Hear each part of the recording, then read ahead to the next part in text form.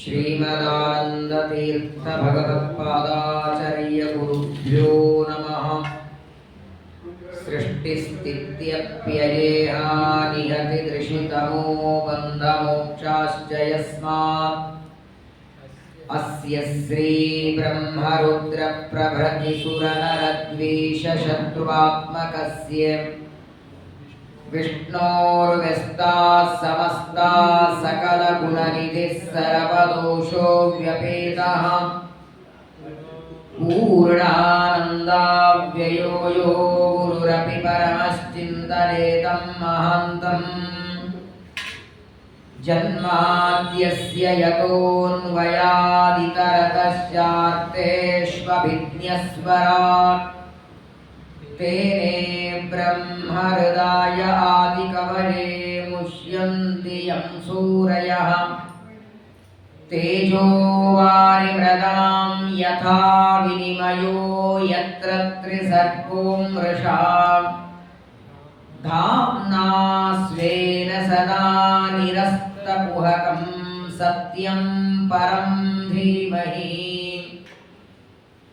धर्मप्रोज्झितकैतवोऽत्र परमो निर्मत्सराणां सतां वेद्यं वास्तवमत्र वस्तु शिवदं तापत्रयोन्मूलनम् श्रीमद्भागवते महामुनिकृते किं वा परैरीश्वरः सत्योरुद्यवरुध्यतेऽत्र कृतिभिः शुश्रूषुभिस्तक्षणात् निगमकल्पतरोर्गलितं फलं शुकमुखादमृतद्रवसंयुतं पिबत भागवतं रसमालयं मुहुरहो रसिकाः भुवि भावुकाः अशेषवाक्जाड्यमलापहन्त्री नवं नवं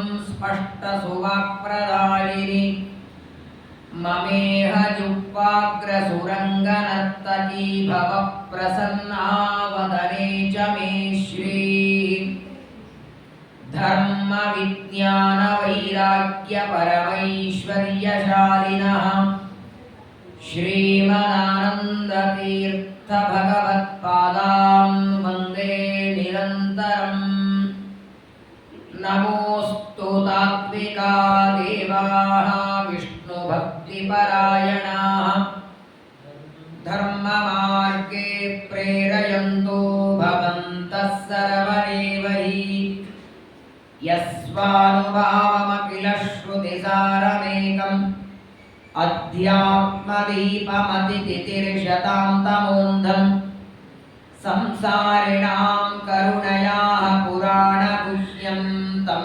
व्याससूनोपयामि गुरुं मुनीनाम् आपादमौलिपर्यन्तं गुरूणामाकृतिं स्मरेत् तेन विघ्नाः प्रणश्यन्ति सिद्ध्यन्ति च मनोरथाः।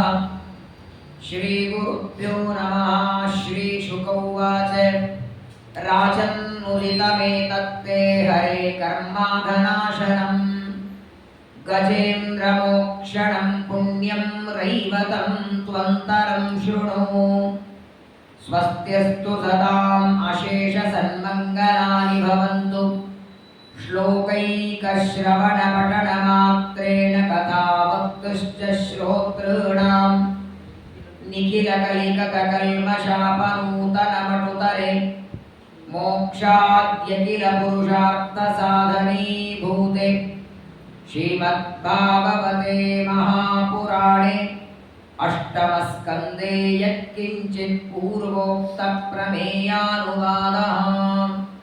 हरिः ओम् हरिः ओम् हरिः ओम्। श्रीगुरुभ्यो नमः। ವೇದವ್ಯಾಸದೇವರು ಎಲ್ಲ ಮಾನವರ ಕಲ್ಯಾಣಕ್ಕಾಗಿ ದ್ವಾಪರ ಯುಗದಲ್ಲಿ ಗೌತಮ ಋಷಿಗಳ ಶಾಪದಿಂದ ಜ್ಞಾನವೆಲ್ಲ ಲೋಪವಾದಾಗ ಎಲ್ಲ ಸಜ್ಜನರ ಉದ್ಧಾರಕ್ಕಾಗಿ ವ್ಯಾಸ ರೂಪದಿಂದ ಅವತಾರ ಮಾಡಿ ವೇದಗಳ ವಿಭಾಗ ಮಾಡಿ ಮಹಾಭಾರತದ ರಚನೆಯನ್ನ ಮಾಡಿ ಎಲ್ಲ ಸಜ್ಜನರಿಗಾಗಿ ಶ್ರೀಮದ್ ಭಾಗವತವನ್ನ ರಚನೆ ಮಾಡಿಕೊಟ್ಟಿದ್ದಾರೆ. ಪುರಾಣಾನಾಂ ಸಾರರೂಪ ಶ್ರೀಮದ್ ಭಾಗವತಾಪಿತಃ. ಮತ್ಸ್ಯ ಪುರಾಣ, ಕೂರ್ಮ ಪುರಾಣ, ವರಾಹ ಪುರಾಣ, ನರಸಿಂಹ ಪುರಾಣ, ಸ್ಕಂದ ಪುರಾಣ, ಬ್ರಹ್ಮಾಂಡ ಪುರಾಣ, ಬ್ರಹ್ಮವೈವರ್ತ ಪುರಾಣ, ಲಿಂಗ ಪುರಾಣ, ಗರುಡ ಪುರಾಣ, 18 ಪುರಾಣಗಳಲ್ಲಿ ಶ್ರೀಮದ್ ಭಾಗವತಕ್ಕೆ ಎಷ್ಟು ಪ್ರಾಶಸ್ತ್ಯವನ್ನ ಕೊಟ್ಟಿದ್ದಾರೆ. ಉಳಿದೆಲ್ಲ ಪುರಾಣಗಳು ಒಂದೊಂದು ಪ್ರಸಂಗದಲ್ಲಿ ಒಂದೊಂದು ಸಂದರ್ಭದಲ್ಲಿ ಶ್ರವಣ ಮಾಡ್ತೇವೆ.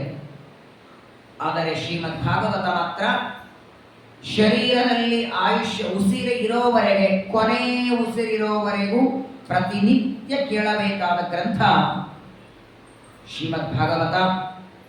ಶ್ಲೋಕಾರ್ಧಂ ಶ್ಲೋಕ ಪಾದಂ ವಾ ನಿತ್ಯಂ ಭಾಗವತೋದ್ಭವಂ. ಪ್ರತಿನಿತ್ಯದಲ್ಲಿ ಒಂದು ಶ್ಲೋಕವಾದರೂ ಅರ್ಧ ಶ್ಲೋಕವಾದರೂ ಭಾಗವತವನ್ನು ಕಡ್ಡಾಯವಾಗಿ ಕೇಳಬೇಕು. ಇವತ್ತಿಗೂ ಅನೇಕ ಜನ ಪ್ರತಿನಿತ್ಯದಲ್ಲಿ ದೇವರ ಪೂಜೆಯನ್ನ ಮಾಡಿ ಭಾಗವತ ಶ್ರವಣ ಮಾಡಿ ಒಂದು ಶ್ಲೋಕವಾದರೂ ಹೇಳೇನೆ ಬಾಯಲ್ಲಿ ಅನ್ನ ಹಾಕ್ತಾರೆ. ಊಟ ಮಾಡಬೇಕಾದಾಗ ಭಾಗವತ ಶ್ರವಣ ಇಲ್ಲದೆ ಒಂದು ಕಾಳು ಅನ್ನ ಬಾಯಲ್ಲಿ ಹಾಕೊಳ್ಳೋದಿಲ್ಲ. ಅಂತಹ ವ್ರತ ಇಟ್ಟುಕೊಂಡವರು ಈಗಲೂ ಅನೇಕ ಜನರನ್ನು ನೋಡ್ತೇವೆ. ಸಾಕ್ಷಾತ್ ಕೃಷ್ಣ ಪರಮಾತ್ಮನ ಚರಿತ್ರೆಯಿಂದ ಒಳಗೊಂಡದ್ದು. ವೇದವ್ಯಾಸ ದೇವರ ಮಕ್ಕಳಾದ ಮನೋನಿಯಾಮಕರಾದ ಎಲ್ಲ ಸಜ್ಜನರ ಮನಸ್ಸಿನಲ್ಲಿ ಇದ್ದು ಪ್ರೇರಣೆ ಮಾಡುವ ರುದ್ರದೇವರು ಶುಕಾಚಾರ್ಯರಾಗಿ ಪರೀಕ್ಷಿತ ಮಹಾರಾಜರಿಗೆ ಉಪದೇಶವನ್ನು ಮಾಡ್ತಾ ಇದ್ದಾರೆ. ಪರೀಕ್ಷಿತರಿಗೆ ಸಣ್ಣ ವಯಸ್ಸಲ್ಲೇ ರಾಜ್ಯ ಬಂದಿದ್ದವರಿಗೆ. ಪರೀಕ್ಷಿತರು ರಾಜ್ಯದಲ್ಲಿ ಪಟ್ಟಾಭಿಷೇಕ ಮಾಡಿಕೊಂಡಾಗ ವಯಸ್ಸು ಎಷ್ಟಿತ್ತವರದು? 16 ವರ್ಷಕ್ಕೆ ಯಾರಾದ್ರೂ ರಾಜ್ಯ ಆಳ್ತಾರ? 16 ವರ್ಷಕ್ಕೆ ಮದುವೆನೂ ಆಗಿರಲಿಲ್ಲ. 16ನೇ ವರ್ಷಕ್ಕೆ ಪಾಂಡವರು ಮೊಮ್ಮಗನಿಗೆ ರಾಜ್ಯವನ್ನ ಕೊಡುತ್ತಾರೆ. ಆದರೆ ಪರೀಕ್ಷಿತರಿಗೆ ಕೀರ್ತಿ ಬಂದದ್ದು ಯಾವಾಗ? ಅಗಾಧವಾದ ಕೀರ್ತಿ. ರಾಜ್ಯ ಆಳದಾಗಲ್ಲ, ರಾಜ್ಯ ಆಳದಾಗಲೂ ಅಲ್ಲ, ಕಲಿ ನಿಗ್ರಹ ಮಾಡಿದಾಗಲೂ ಅಲ್ಲ. ಶಾಪದ ವಾರ್ತೆಯನ್ನ ಕೇಳಿ ಗಂಗಾ ನದಿಗೆ ದಂಡೆಗೆ ಬಂದು ಗೋಮಯದಿಂದ ಮಂಡಲ ಮಾಡಿಕೊಂಡೇ ಪ್ರಾಯೋಪವೇಶಕ್ಕೆ ಕೂತರು ನೋಡಿ, ಆಗ ಅವರಿಗೆ ಅಗಾಧ ಕೀರ್ತಿ ಬಂತು. ರಾಜ್ಯ ಆಳೋದು ಭಗವಂತನ ಸೇವೆನೇ ಇಲ್ಲ ಅಂತಲ್ಲ, ಪ್ರಜೆಗಳಲ್ಲಿ ಇದ್ದ ಪರಮಾತ್ಮನ ಸೇವೆ. ಆದರೆ ಆಗ ಪ್ರಜೆಗಳೆಲ್ಲ ಪರೀಕ್ಷಿತರನ್ನ ನಮ್ಮ ರಾಜ ಅಂತ ಮಾತ್ರ ಕೊಂಡಾಡೋರು. ಯಾವಾಗ ಇಷ್ಟು ಸಮೃದ್ಧವಾದ ರಾಜ್ಯ, ಕೈಗೊಬ್ಬ ಕಾಲಿಗೊಬ್ಬ ಆಳುಗಳು, ಒಳ್ಳೆ ಸುಂದರವಾದ ಮಕ್ಕಳು, ಉತ್ತಮ ಹೆಂಡತಿ, ಯಾವ ಕೊರತೆನೂ ಇಲ್ಲದಿದ್ದಾಗಲೂ ಪರೀಕ್ಷಿತರು ರಾಜ್ಯದ ಮೇಲೆ ತುಳಸಿ ಪತ್ರ ಇಟ್ಟು ಬಂದರು ನೋಡಿ. ಆ ವೈರಾಗ್ಯ ಬಂದದ್ದಕ್ಕೆ ಪರೀಕ್ಷಿತರಿಗೆ ಅಗಾಧ ಕೀರ್ತಿ ಬಂತ. ಇವತ್ತಿಗೂ ಪರೀಕ್ಷಿತನ ಕಥೆಯನ್ನ ಎಲ್ಲರೂ ಕೊಂಡಾಡ್ತಾರೆ. ವೈರಾಗ್ಯ ಅಂತ ಇರಬೇಕು ಅಂದ್ರೆ ಪರೀಕ್ಷಿತನಾಗಿರಬೇಕು ಅಂತ. ಉಡೋದಕ್ಕೆ ಬಟ್ಟೆ ಇಲ್ಲ, ಊಟಕ್ಕನ್ನ ಇಲ್ಲ, ಬಡತನ ಇದೆ, ಅಯ್ಯೋ ನಾವು ವೈರಾಗ್ಯದಿಂದ ಇದ್ದೇವೆ ಅನ್ನಬಾರದು. ಅಭಾವ ವೈರಾಗ್ಯ. ಭೋಗ ಮಾಡುವುದಕ್ಕೆ ಪದಾರ್ಥ ಇದ್ದರೂ ಅವುಗಳಲ್ಲಿ ಮನಸ್ಸು ತೊಡಗಿಸದೆ ಆ ಪದಾರ್ಥವನ್ನ ಬಿಟ್ಟು ಗಂಗಾ ನದಿಗೆ ಬಂದು ಆಯುಷ್ಯದ ಕೊನೆಯದಾದ 7 ದಿನಗಳು ಯಾರಿಗೆ ಗೊತ್ತಾಗತ್ತೆ ಎಷ್ಟೊತ್ತಿಗೆ ಈ ಶರೀರ ಬೀಳ್ತದೆ ಅಂತ ಮುನ್ಸೂಚನೆ ದೇವರು ನಮಗೆಲ್ಲ ಮಾಡಿಸೋದಿಲ್ಲ. ಚೆನ್ನಾಗಿ ಗಟ್ಟಿಮುಟ್ಟಿರ್ತಾನೆ, ನೀರು ಕುಡಿತಿರ್ತಾನೆ, ಏನೋ ಜೋರಾಗಿ ಕೆಮ್ಮು ಬರ್ತದೆ, ಹೋಗಿ ಬಿಡ್ತಾನೆ. ನಿಮಿತ್ತ ಮಾಡ್ತಾನೆ ದೇವರು.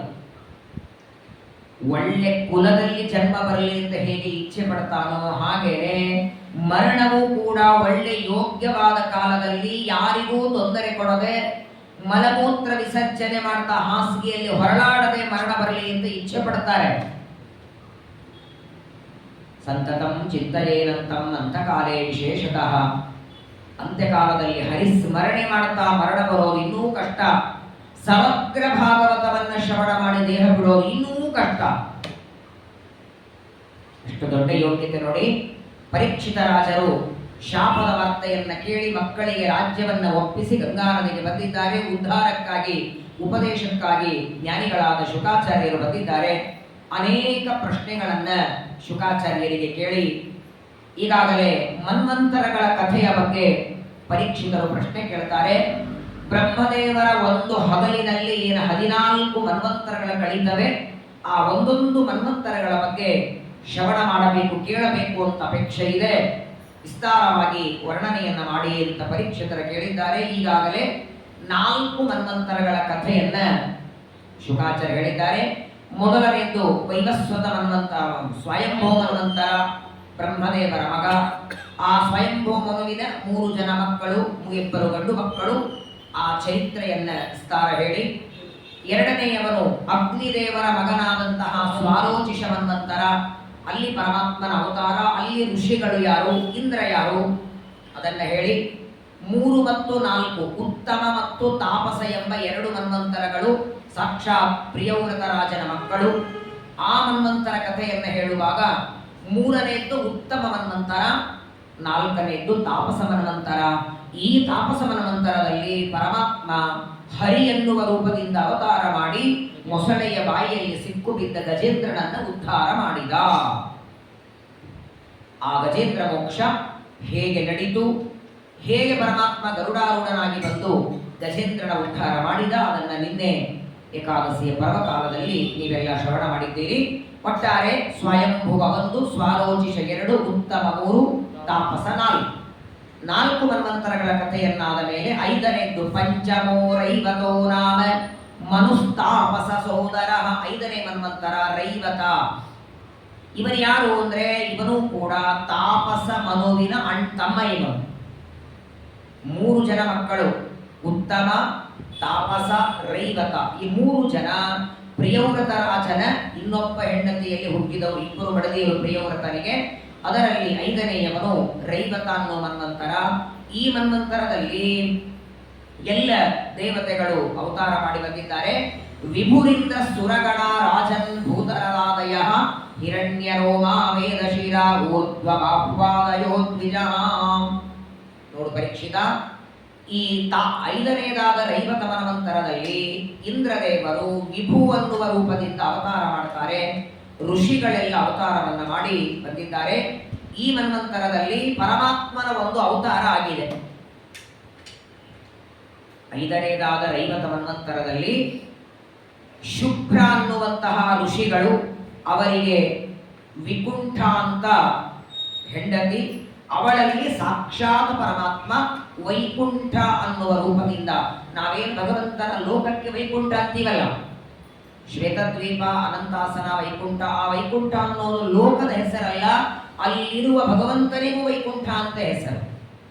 ಶ್ವೇತದ್ವೀಪದಲ್ಲಿ ನಾರಾಯಣ, ಅನಂತಾಸನದಲ್ಲಿ ವಾಸುದೇವ, ವೈಕುಂಠದಲ್ಲಿ ವೈಕುಂಠ ಎಂಬ ಹೆಸರಿನಿಂದಲೇ ಪರಮಾತ್ಮ ಕರೆಯಲ್ಪಡ್ತಾನೆ.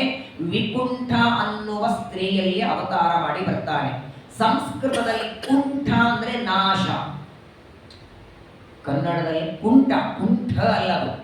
ಕುಂಠ ಅಂದ್ರೆ ಕಾಲಿಂದ ಇದ್ದವನು, ಕುಂಠ ಅಂದ್ರೆ ನಾಶ. ವೈಕುಂಠ ಅಂದ್ರೆ ವಿ ಅಂದ್ರೆ ಇಲ್ಲದವನು. ಕುಂಠ ಅಂದ್ರೆ ನಾಶ, ವಿ ಅಂದ್ರೆ ಇಲ್ಲದವನು. 4 ತರಹದ ನಾಶ ದೇವರಿಗಿಲ್ಲ. ಪ್ರಪಂಚದೊಳಗೆ ಯಾವುದೇ ವಸ್ತು ನೋಡಿ, ಎಲ್ಲಾ ವಸ್ತುಗಳಿಗೆ ನಾಶ 4 ತರಹ ಇದೆ. ಅನಿತ್ಯತ್ವಂ, ದೇಹಹಾನಿ, ದುಃಖ ಪ್ರಾಪ್ತಿ, ಅಪೂರ್ಣತ, ನಾಶಶ್ಚತುರ್ವಿಧ ಪ್ರೋಕ್ತಃ ತದಭಾವೋ ಹರೇ ಸದಾ. 4 ತರಹದ ನಾಶ. ಮೊದಲನೇದ್ದು ಅನಿತ್ಯತ್ವ. ಕೆಲವು ವಸ್ತುಗಳು ಇಟ್ಟಲ್ಲೇ ನಾಶ ಆಗತ್ತೆ, ಏನು ಬಳಸುವ ಅವಶ್ಯಕತೆ ಇಲ್ಲ. ಅವುಗಳಲ್ಲಿ ಅನಿತ್ಯತ್ವವೆಂಬ ನಾಶ. 2ನೇದ್ದು ನಮ್ಮ ಶರೀರಕ್ಕೆ ದೇಹ ಹಾನಿ, ಇದು 2ನೇ ನಾಶ. ಪದೇ ಪದೇ ದುಃಖಗಳ ಬರುವಿಕೆ, ಇದು 3ನೇ ನಾಶ. ಅಪೂರ್ಣತ 4ನೇ ನಾಶ. 4 ದೇವರಿಗಿಲ್ಲ. ಅನಾದಿ ಕಾಲದಿಂದ ದುಃಖರಹಿತನಾಗಿ ಪರಿಪೂರ್ಣವಾದ ಶರೀರವುಳ್ಳವನಾಗಿ, ಅಪ್ರಾಕೃತವಾದ ಅನಾದಿಯಾದ ನಿತ್ಯವಾದ ಶರೀರವುಳ್ಳವನು ಅಂತಹ ಪರಮಾತ್ಮ ವಿಕುಂಠ ಅನ್ನುವ ಸ್ತ್ರೀಯಲ್ಲಿ ಅವತಾರ ಮಾಡಿ ವೈಕುಂಠ ಎಂಬ ಹೆಸರಿನಿಂದ ಅವತಾರ ಮಾಡಿ ಬರ್ತಾನೆ. ಯಾವಾಗ? ರೈವತ ಮನ್ವಂತರದಲ್ಲಿ. ಯಾವ ಈ ಭಗವಂತನಿಂದಲೇ ವೈಕುಂಠವೆಂಬ ಲೋಕ ಸಿದ್ಧಾಯಿತು. ವಿಕುಂಠ ವೈಕುಂಠ ಕಲ್ಪಿತೋನೇನ ಲೋಕೋ ಲೋಕ ನಮಸ್ಕೃತ. ಈ ಶಬ್ದ ನೋಡಿ ಎಷ್ಟು ವಿಚಿತ್ರ ಇದೆ. ದೇವರ ಹೆಸರು ವೈಕುಂಠ, ವೈಕುಂಠ ಅನ್ನೋದು ಲೋಕದ ಹೆಸರು. ಇವತ್ತು ಆ ಶಬ್ದವನ್ನ ಅನೇಕ ಕಡೆಗೆ ನಾವು ಬಳಸ್ತೇವೆ. ಒಬ್ಬ ವ್ಯಕ್ತಿ ದೇಹ ಬಿಟ್ಟ ಮೇಲೆ 13-14ನೇ ದಿನ ಅವರ ಕರ್ಮ ಮಾಡುವಾಗ ಅವನ ಸಮಾರಾಧನೆ ಶಬ್ದ ಸಾಕು ನೋಡಿ. ಸಮಾರಾಧನೆ ಹೇಗಿದೆ? ಮನೆಯಲ್ಲಿ ಮದುವೆ ಮುಂಜುವೆ ಇದ್ರೆ ದೇವರ ಸಮಾರಾಧನೆ ಅಲ್ಲ, ವೈಕುಂಠ ಸಮಾರಾಧನೆ ಅನ್ಬಾರ್ದು. ಮತ್ತೆ ಮದುವೆ ಮುಂಜುವೆಗಳ ಮನೆಯಲ್ಲಿ ನಮ್ಮ ವೈಕುಂಠ ಸಮಾರಾಧನೆ ಬರಬೇಕು ಅಲ್ಲ, ಅವಾಗ ಬರೀ ಸಮಾರಾಧನೆ. ಈ ದೊಡ್ಡ ದೊಡ್ಡ ಸ್ವಾಮಿಗಳ ಆರಾಧನೆ ಮಾಡುವಾಗ ಸಮಾರಾಧನೆ ಅಂತಾರೆ. ಆದರೆ ಇದು ವೈಕುಂಠ ಸಮಾರಾಧನೆ ಅಂತ ಹೋದಾಗೆಲ್ಲ ಆಚರಣೆ ಮಾಡ್ತಾರೆ ನೋಡಿ. ಯಾಕಂದ್ರೆ ಆ ಹೋದ ವ್ಯಕ್ತಿಗಳಿಗೆ ಸದ್ಗತಿಯನ್ನ ಕೊಟ್ಟು ತಿರುಗಿ ಬರದೇ ಇರುವ ಲೋಕವನ್ನ ದೇವರು ಕೊಡ್ಲಿ ಅಂತ ಪ್ರಾರ್ಥನೆ ಮಾಡಿ ಆ ಸಮಾರಾಧನೆಯನ್ನು ಮಾಡ್ತಾರೆ. ಅಂತಹ ವೈಕುಂಠ ಎಂಬ ಹೆಸರಿನಿಂದ ಕರೆಯಲ್ಪಡುವಂತಹ ಪರಮಾತ್ಮ ವಿಕುಂಠ ಎಂಬ ಸ್ತ್ರೀಯಿಂದ ಈ 5ನೇದಾದ ರೈವತ ಮನ್ವಂತರದಲ್ಲಿ ಪರಮಾತ್ಮ ಅವತಾರ ಮಾಡಿ ಬರ್ತಾನೆ. ಅವನ ಮಡದಿಯೂ ಕೂಡ ಲಕ್ಷ್ಮೀದೇವಿಯು ಅವತಾರ ಮಾಡಿ ಬರ್ತಾಳೆ. ಇದು 5ನೇದು ರೈವತ ಮನ್ವಂತರ. ಆದರೆ 6ನೇದು ಚಾಕ್ಷುಷ ಮನ್ವಂತರ. ಷಷ್ಠಶ್ಚ ಚಕ್ಷುಷ ಪುತ್ರ ಚಾಕ್ಷುಷೋ ನಾಮ ವೈಮನು ಪುರುಹು ಪುರುಷ ಸುದ್ಯುಮ್ನ ಪ್ರಮುಖಾಶ್ಚಾಕ್ಷುಷಾತ್ಮಜ. ಚಕ್ಷುಸ್ ಅಂತ ಒಬ್ಬ ಋಷಿಗಳು, ಅವರ ಮಗನ ಹೆಸರು ಚಾಕ್ಷುಷ. ಅವನು ಯಾವ ಮನ್ವಂತರಕ್ಕೆ ಅಧಿಪತಿಯೋ ಆ ಮನ್ವಂತರವನ್ನ ಚಾಕ್ಷುಷ ಮನ್ವಂತರ, ಅದು 6ನೇ. ಈ 6ನೇದಾದ ಚಕ್ಷುಷ ಮನ್ವಂತರದಲ್ಲಿ ಇಂದ್ರಾದಿ ದೇವತೆಗಳೆಲ್ಲ ಭೂಮಿಯಲ್ಲಿ ಅದಿತಿ ದೇವಿಯ ಗರ್ಭದಿಂದ ಅವತಾರ ಮಾಡಿ ಬಂದಿದ್ದಾರೆ. ಇಲ್ಲಿಯೂ ಕೂಡ ದೇವರ ಒಂದು ಅವತಾರ ಇದೆ ನೋಡಿ. ಯಾವುದೇ ಒಂದು ಮನ್ವಂತರ ಅಂತ ತಗೊಂಡ್ರು, ನಾ ಮೊನ್ನೆನೇ ಹೇಳಿದೆ, ಒಂದು ಮನ್ವಂತರ ಅಂದ್ರೆ ಒಂದು ಗುಂಪದು. ಒಂದು ದೇವರ ಅವತಾರ, ಒಂದು ವಾಯುದೇವರ ಅವತಾರ, 7 ಋಷಿಗಳು, ದೇವತೆಗಳು ಹಾಗೂ ಒಬ್ಬ ಮನು. ಇವರೆಲ್ಲರ ಗುಂಪಿಗೆ ಮನ್ವಂತರ ಅಂತ ಕರೆಯುವುದು. ಸ್ವಯಂಭೋ ಮನ್ವಂತರದಲ್ಲಿ 5 ಬಾರಿ ಬಂದಿದ್ದ. ಸ್ವಾರೋಚಿಷ, ಉತ್ತಮ, ತಾಪಸ ಈ 3 ಮನ್ವಂತರಗಳಲ್ಲಿ 1 ಬಾರಿ ಮಾತ್ರ ದೇವರ ಅವತಾರ. ರೈವತ ಮನ್ವಂತರದಲ್ಲಿ ವಿಕುಂಠ ಅನ್ನುವ ಸ್ತ್ರೀಯಲ್ಲಿ ವೈಕುಂಠ ಅನ್ನುವ ರೂಪದಿಂದ ದೇವರ ಅವತಾರ. ಆದರೆ 6ನೇದಾದಂತಹ ಈ ಚಾಕ್ಷುಷ ಮನ್ವಂತರದಲ್ಲಿ ಪರಮಾತ್ಮ ಅಜಿತ ಅನ್ನುವ ರೂಪದಿಂದ ಅವತಾರ ಮಾಡಿದ್ದಾನೆ. ಅಜಿತೋ ನಾಮ ಭಗವಾನ್ ಅಂಶೇನ ಜಗತಪತಿ. ವೈರಾಜ ಎಂಬ ಮುನಿಗಳಿಂದ ಋಷಿಗಳಲ್ಲಿ ಪರಮಾತ್ಮ ಸಂಭೂತಿ, ಅಜಿತ ನಾಮಕ ಪರಮಾತ್ಮನ ತಾಯಿ ಹೆಸರು ಸಂಭೂತಿ, ತಂದೆ ವೈರಾಜ, ಇವರಿಬ್ಬರನ್ನ ನಿಮಿತ್ತ ಮಾಡಿಕೊಂಡು ಪರಮಾತ್ಮ ಅಜಿತ ಅನ್ನುವ ರೂಪದಿಂದ ಅವತಾರ ಮಾಡಿ, ಇದೇ ಅಜಿತ ನಾಮಕನಾದ ಪರಮಾತ್ಮ ದೇವತೆಗಳಿಗೂ ದಾನವರಿಗೂ ಶಕ್ತಿಯನ್ನು ಕೊಟ್ಟು ಸಮುದ್ರವನ್ನ ಮಥನ ಮಾಡಿಸಿ ಅಮೃತವನ್ನ ಕೊಟ್ಟ. 6ನೇ ಮನ್ವಂತರದಲ್ಲಿ 1 ಬಾರಿ ಸಮುದ್ರ ಮಥನ ಆಗಿದೆ. ಈಗ ಸದ್ಯದಲ್ಲಿ ನಡೀತಾ ಇರುವ 7ನೇ ಮನ್ವಂತರ ವೈವಸ್ವತ ಮನ್ವಂತರದ ಆದಿಯಲ್ಲಿ 1 ಸಲ ಆಗಿದೆ ಸಮುದ್ರ ಮಥನ, 2 ಬಾರಿ ಆದದ್ದು. ಇಲ್ಲಿ ಭಾಗವತದಲ್ಲಿ 6ನೇ ಮನ್ವಂತರದಲ್ಲಿ ನಡೆದಂತೆ ಹೇಳ್ತಾರೆ. ಚಾಕ್ಷುಷ ಮನ್ವಂತರದಲ್ಲಿ ಅಜಿತ ನಾಮಕನಾಗಿ ಅವತಾರವನ್ನ ಮಾಡಿ ಪರಮಾತ್ಮ ದೇವದಾನವರಿಂದ ಸಮುದ್ರವನ್ನ ಮಥನ ಮಾಡಿಸಿದ ಅಂತ ಶುಕಾಚಾರ್ಯರು ಪರೀಕ್ಷಿತರಿಗೆ ಹೇಳಿದರೆ, ಪರೀಕ್ಷಿತರು ಪ್ರಶ್ನೆ ಕೇಳ್ತಾರೆ, ಸ್ವಾಮಿ ಯಾಕೆ ಸಮುದ್ರ ಮಥನ ನಡೀತು? ದೇವದಾನವರು ಸಮುದ್ರವನ್ನ ಮಥನ ಯಾಕೆ ಮಾಡಿದರು? ಅಮೃತವನ್ನ ಕುಡಿಯೋದಕ್ಕೆ ಮಾಡಿದರ? ಅಮೃತವನ್ನು ಕುಡಿಯುವ ಅಪೇಕ್ಷೆ ಯಾವಾಗಿರಬೇಕು? ಇವತ್ತಿನವರೆಗೆ ಕುಡಿದೇ ಇದ್ರೆ ಅವರು ಕುಡಿದದ್ದಕ್ಕೆ ತಾನ ದೇವತೆಗಳಾಗಿತ್ತು. ದೇವತೆಗಳಿಗೆ ಅಮರ ಅಂತ ಒಂದು ಹೆಸರಿದೆ, ನಿರ್ಜರ ಅಂತ ಒಂದು ಹೆಸರಿದೆ. ಕಣ್ಣಿನ ರೆಪ್ಪೆ ಬಡಿದೇ ಇದ್ದವರು ಅನಿಮಿಷರು ಅಂತ ದೇವತೆಗಳಿಗೆ ಕರೀತಾರೆ. ನಿದ್ದೆ ಇಲ್ಲದಿದ್ದವರು, ನಿರ್ಜರರು, ಭಯ ಇಲ್ಲದೆ ಇದ್ದವರು, ಮುಪ್ಪು ಇಲ್ಲದೆ ಇದ್ದವರು. ಹಂಗೆ ಯಾವಾಗಲೂ ಮರಣರಹಿತರಾದವರು ಯಾಕೆ? ಅಮೃತವನ್ನ ಕೊಡದದ್ದರಿಂದ. ಅಂದ ಮೇಲೆ ಅಮೃತವನ್ನ ದೇವತೆಗಳು ಹೀಗಾಗಿ ಪಾನ ಮಾಡಿದ ಮೇಲೆ ಸಮುದ್ರ ಮಥನವನ್ನ ಮತ್ತೆ ಯಾಕೆ ಮಾಡಿಸಿದ ದೇವರು? ಯಥಾ ಭಗವತಾ ಬ್ರಹ್ಮನ್ ಅತಿತ ಕ್ಷೀರಸಾಗರ ಯದರ್ಥಂ ವಾ ಯತಶ್ಚಾದ್ರಿಂ ದದಾರ ಅಂಬುಚರಾತ್ಮನ. ಪರೀಕ್ಷಿತರು ಶುಕಾಚಾರ್ಯರಿಗೆ ಪ್ರಶ್ನೆ ಕೇಳ್ತಾರೆ, ಸಮುದ್ರ ಮಥನ ಯಾಕೆ ಮಾಡಿದ? ಮೊದಲನೇ ಪ್ರಶ್ನೆ. ಆ ಸಮುದ್ರ ಮಥನಕ್ಕೆ ಪರ್ವತ ಯಾವುದು? ಹಗ್ಗ ಯಾವುದು? ಯಾವ ಸಂದರ್ಭದಲ್ಲಿ ದೇವರು ಮಾಡಿಸಿದ, ಇದೆಲ್ಲವನ್ನ ವಿಸ್ತಾರವಾಗಿ ನನಗೆ ಹೇಳಬೇಕು. ಯಾಕಂದ್ರೆ ಯಥಾಮೃತಂ ಸುರೈ ಪ್ರಾಪ್ತಂ ಕಿಮನ್ಯದಭವತ್ತದಃ, ಈಗಾಗಲೇ ದೇವತೆಗಳು ಅಮೃತವನ್ನ ಪಾನ ಮಾಡಿದ್ದಾರೆ, ಹೊಸದಾಗಿ ಅಮೃತ ಕುಡಿಯುವ ಅಪೇಕ್ಷೆ ಇಲ್ಲ ಅವರಿಗೆ. ಮತ್ತೆ ಸಮುದ್ರ ಮಥನ ಅಮೃತಕ್ಕಾಗಿ ಆಯ್ತಾ? ಅಮೃತಕ್ಕಾಗಿ ಸಮುದ್ರ ಮಥನ ಅಲ್ಲ. ಅಂದ್ರೆ ಇನ್ನೇನು ಉದ್ದೇಶ ಇತ್ತು, ಯಾಕೆ ನಡೀತು, ಅದೆಲ್ಲವನ್ನ ವಿಸ್ತಾರವಾಗಿ ನನಗೋಸ್ಕರ ನಿರೂಪಣೆ ಮಾಡಬೇಕು ಅಂತ ಪರೀಕ್ಷಿತರು ಪ್ರಶ್ನೆ ಮಾಡ್ತಾರೆ. ಆಗ ಜ್ಞಾನಿಗಳಾದ ವೇದವ್ಯಾಸರ ಮಕ್ಕಳಾದ ಶುಕಾಚಾರ್ಯರು ಒಂದು ಕಥೆ ಹೇಳುತ್ತಾರೆ. ಹಿಂದೆ ಅನಸೂಯಾದೇವಿಯಲ್ಲಿ 3 ಜನ ಮಕ್ಕಳಾದರು ಅಂತ ತೃತೀಯ ಸ್ಕಂದದಲ್ಲಿ, ಚತುರ್ಥ ಸ್ಕಂದದಲ್ಲಿ ಒಂದು ಕಥೆ ಬಂದಿದೆ, ನೆನಪಿರಬಹುದು ನಿಮಗೆ. ಸ್ವಯಂಭವ ಮನುವಿನ ಮಕ್ಕಳ ಕಥೆ ಹೇಳುವಾಗ ಸ್ವಯಂಭವ ಮನುವಿಗೆ ಆಕೂತಿ ದೇವಹೂತಿ ಪ್ರಸೂತಿ ಪ್ರಿಯವ್ರತ ಉತ್ತಾನಪಾದ ಅಂತ ಗಂಡು ಮಕ್ಕಳು. ಆ ದೇವಹೂತಿಯ ಕಥೆ ಹೇಳುವ ಸಂದರ್ಭದಲ್ಲಿ ದೇವಹೂತಿಗೆ ಕರ್ದಮ ಪ್ರಜಾಪತಿಗಳಿಂದ 9 ಜನ ಹೆಣ್ಣು ಮಕ್ಕಳಾಗ್ತಾರೆ. ಬಂತ ತಲೆಗೆ 9 ಹೆಣ್ಣಾದ ಮೇಲೆ ಆಗ ಪರಮಾತ್ಮ ಕಪಿಲ ರೂಪದಿಂದ ಅವತಾರ ಮಾಡ್ತಾನೆ. ಆ 9 ಜನ ಸ್ತ್ರೀಯರಲ್ಲಿ ಅನಸೂಯ ಅಂತ ಒಬ್ಬ ಮಗಳು, ದೇವಹೂತಿಯ ಮಗಳು, ಅವಳನ್ನ ಅತ್ರಿ ಋಷಿಗಳಿಗೆ ಕೊಟ್ಟು ಮದುವೆ ಮಾಡಿರ್ತಾರೆ. ಅತ್ರಿ ಋಷಿಗಳಿಗೆ ಅನಸೂಯಾದೇವಿಯಲ್ಲಿ ಮದುವೆ ಆದ ಮೇಲೆ ಮಕ್ಕಳಾಗಲಿಲ್ಲ. ಸಂತಾನಕ್ಕಾಗಿ ದೇವತೆಗಳನ್ನ ಕರೀತಾರೆ. 3 ಜನ ಬರ್ತಾರೆ, ಬ್ರಹ್ಮ ವಿಷ್ಣು ಶಿವ. ಅತ್ರಿ ಋಷಿಗಳಂತಾರೆ, ಒಬ್ಬರನ್ನ ಕರೆದದ್ದೇ 3 ಜನ ಯಾಕೆ ಬಂದ್ರೆ? ಸಂತಾನ ಕೊಡುವ ಸಾಮರ್ಥ್ಯ 3ವರಿಗೂ ಇದೆ, ಯಾರಾದರೂ ಬನ್ನಿ ಅಂತ ನಾನು ಕರೆದಿದ್ದೆ.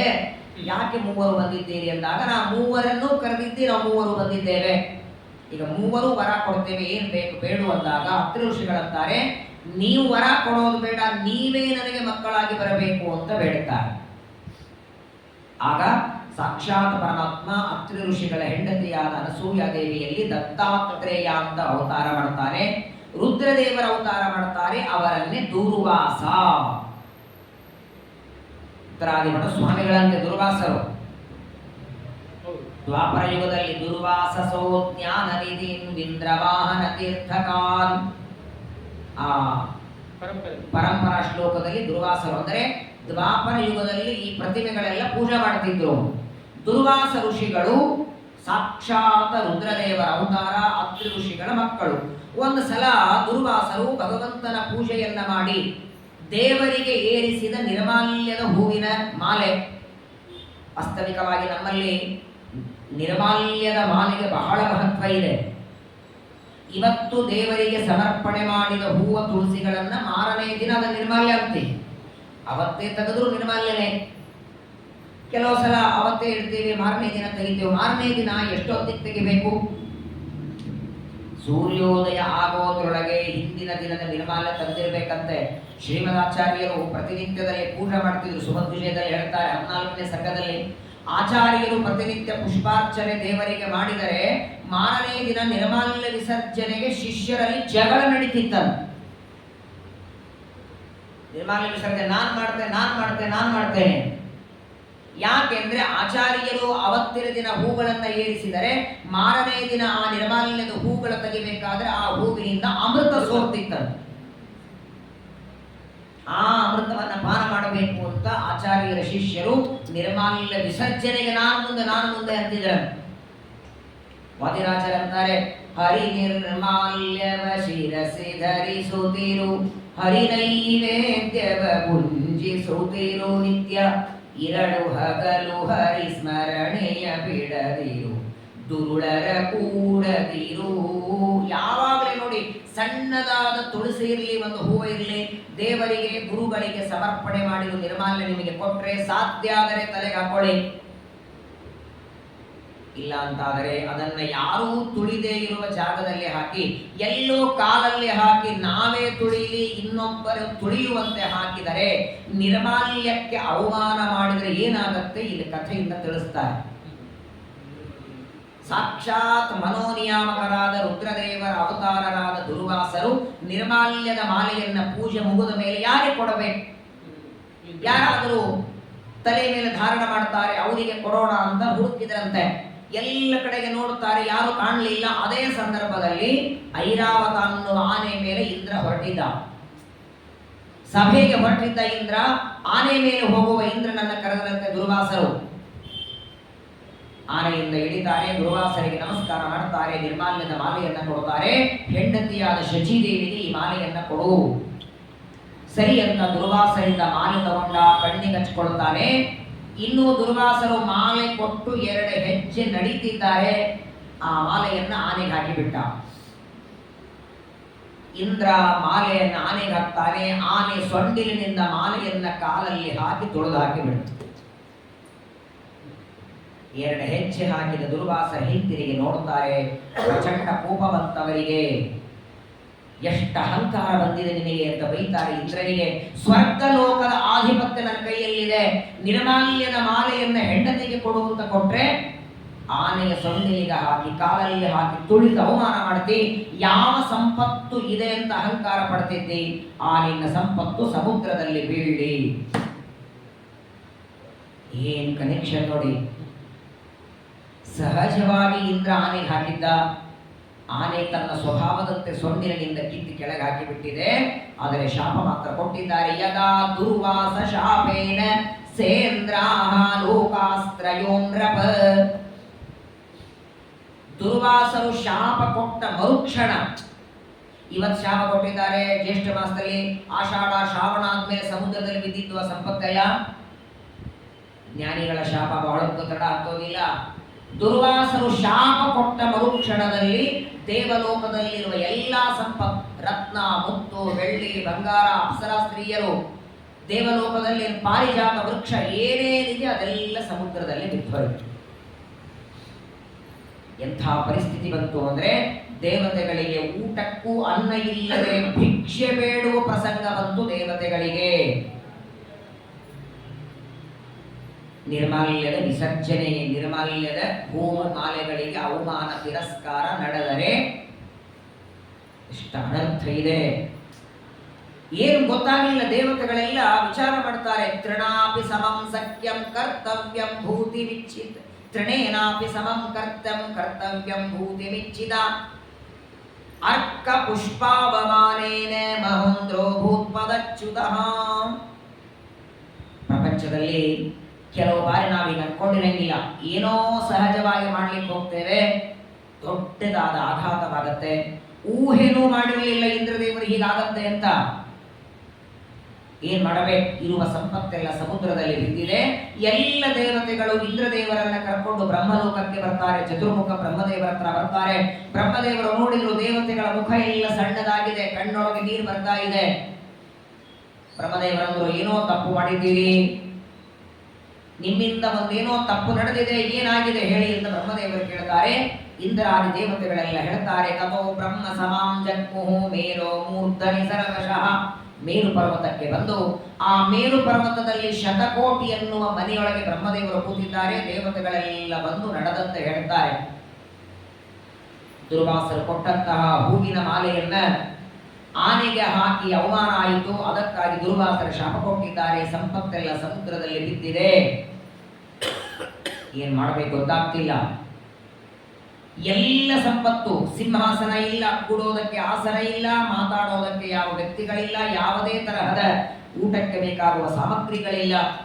ಎಲ್ಲ ಸಂಪತ್ತು ಸಮುದ್ರದಲ್ಲಿ ಬಿದ್ದಿದೆ. ಅದನ್ನ ಮರಳಿ ಪಡೆಯುವುದು ಹೇಗೆ ಅಂತ ಗೊತ್ತಾಗ್ತಿಲ್ಲ. ನಿಮ್ಮ ಹತ್ರ ಬಂದಿದ್ದೇವೆ ನೋಡಿ. ಬ್ರಹ್ಮದೇವರೇ ಉಪಾಯ ಹೇಳಬಹುದಾಗಿತ್ತಲ್ಲ. ಸಮುದ್ರವನ್ನ ಮಥನ ಮಾಡಿ ಸಮುದ್ರದಿಂದ ಪದಾರ್ಥ ಮೇಲೆ ಬರ್ತದೆ ಅಂತ ಉಪಾಯವನ್ನ ಹೇಳಬಹುದಾಗಿತ್ತು. ಬ್ರಹ್ಮದೇವರು ನಾನು ಅಸ್ವತಂತ್ರ, ಸಮುದ್ರದಿಂದ ಪದಾರ್ಥಗಳ ಮೇಲೆ ಬರೋದಕ್ಕೆ ಏನು ಉಪಾಯ ನನಗೂ ಗೊತ್ತಿಲ್ಲ, ನನ್ನ ಜೊತೆಗೆ ನೀವು ಎಲ್ಲರೂ ಬನ್ನಿ ಪ್ರಾರ್ಥನೆ ಮಾಡೋಣ ಅಂತ ದೇವತೆಗಳನ್ನೆಲ್ಲ ಕರ್ಕೊಂಡು ಪರಮಾತ್ಮನ ಹತ್ರ ಹೋಗ್ತಾರೆ. ಹಾಗಾಗಿ ಸಮುದ್ರವನ್ನ ಮಥನ ಮಾಡಿ ಅಂತ ದೇವತೆಗಳಿಗೆ ಆಜ್ಞೆ ಮಾಡಿದ್ದು ಸಾಕ್ಷಾತ್ ನಾರಾಯಣನೇ ಹೊರತು ಬ್ರಹ್ಮದೇವರಲ್ಲ. ಬ್ರಹ್ಮದೇವರು. ಹಾಗಾದ್ರೆ ಒಂದು ಪ್ರಶ್ನೆ ಬರುತ್ತೆ, ದೇವತೆಗಳೇ ಡೈರೆಕ್ಟ್ ಆಗಿ ದೇವರ ಹತ್ರ ಹೋಗ್ಬೋದಾಗಿತ್ತಲ್ಲ?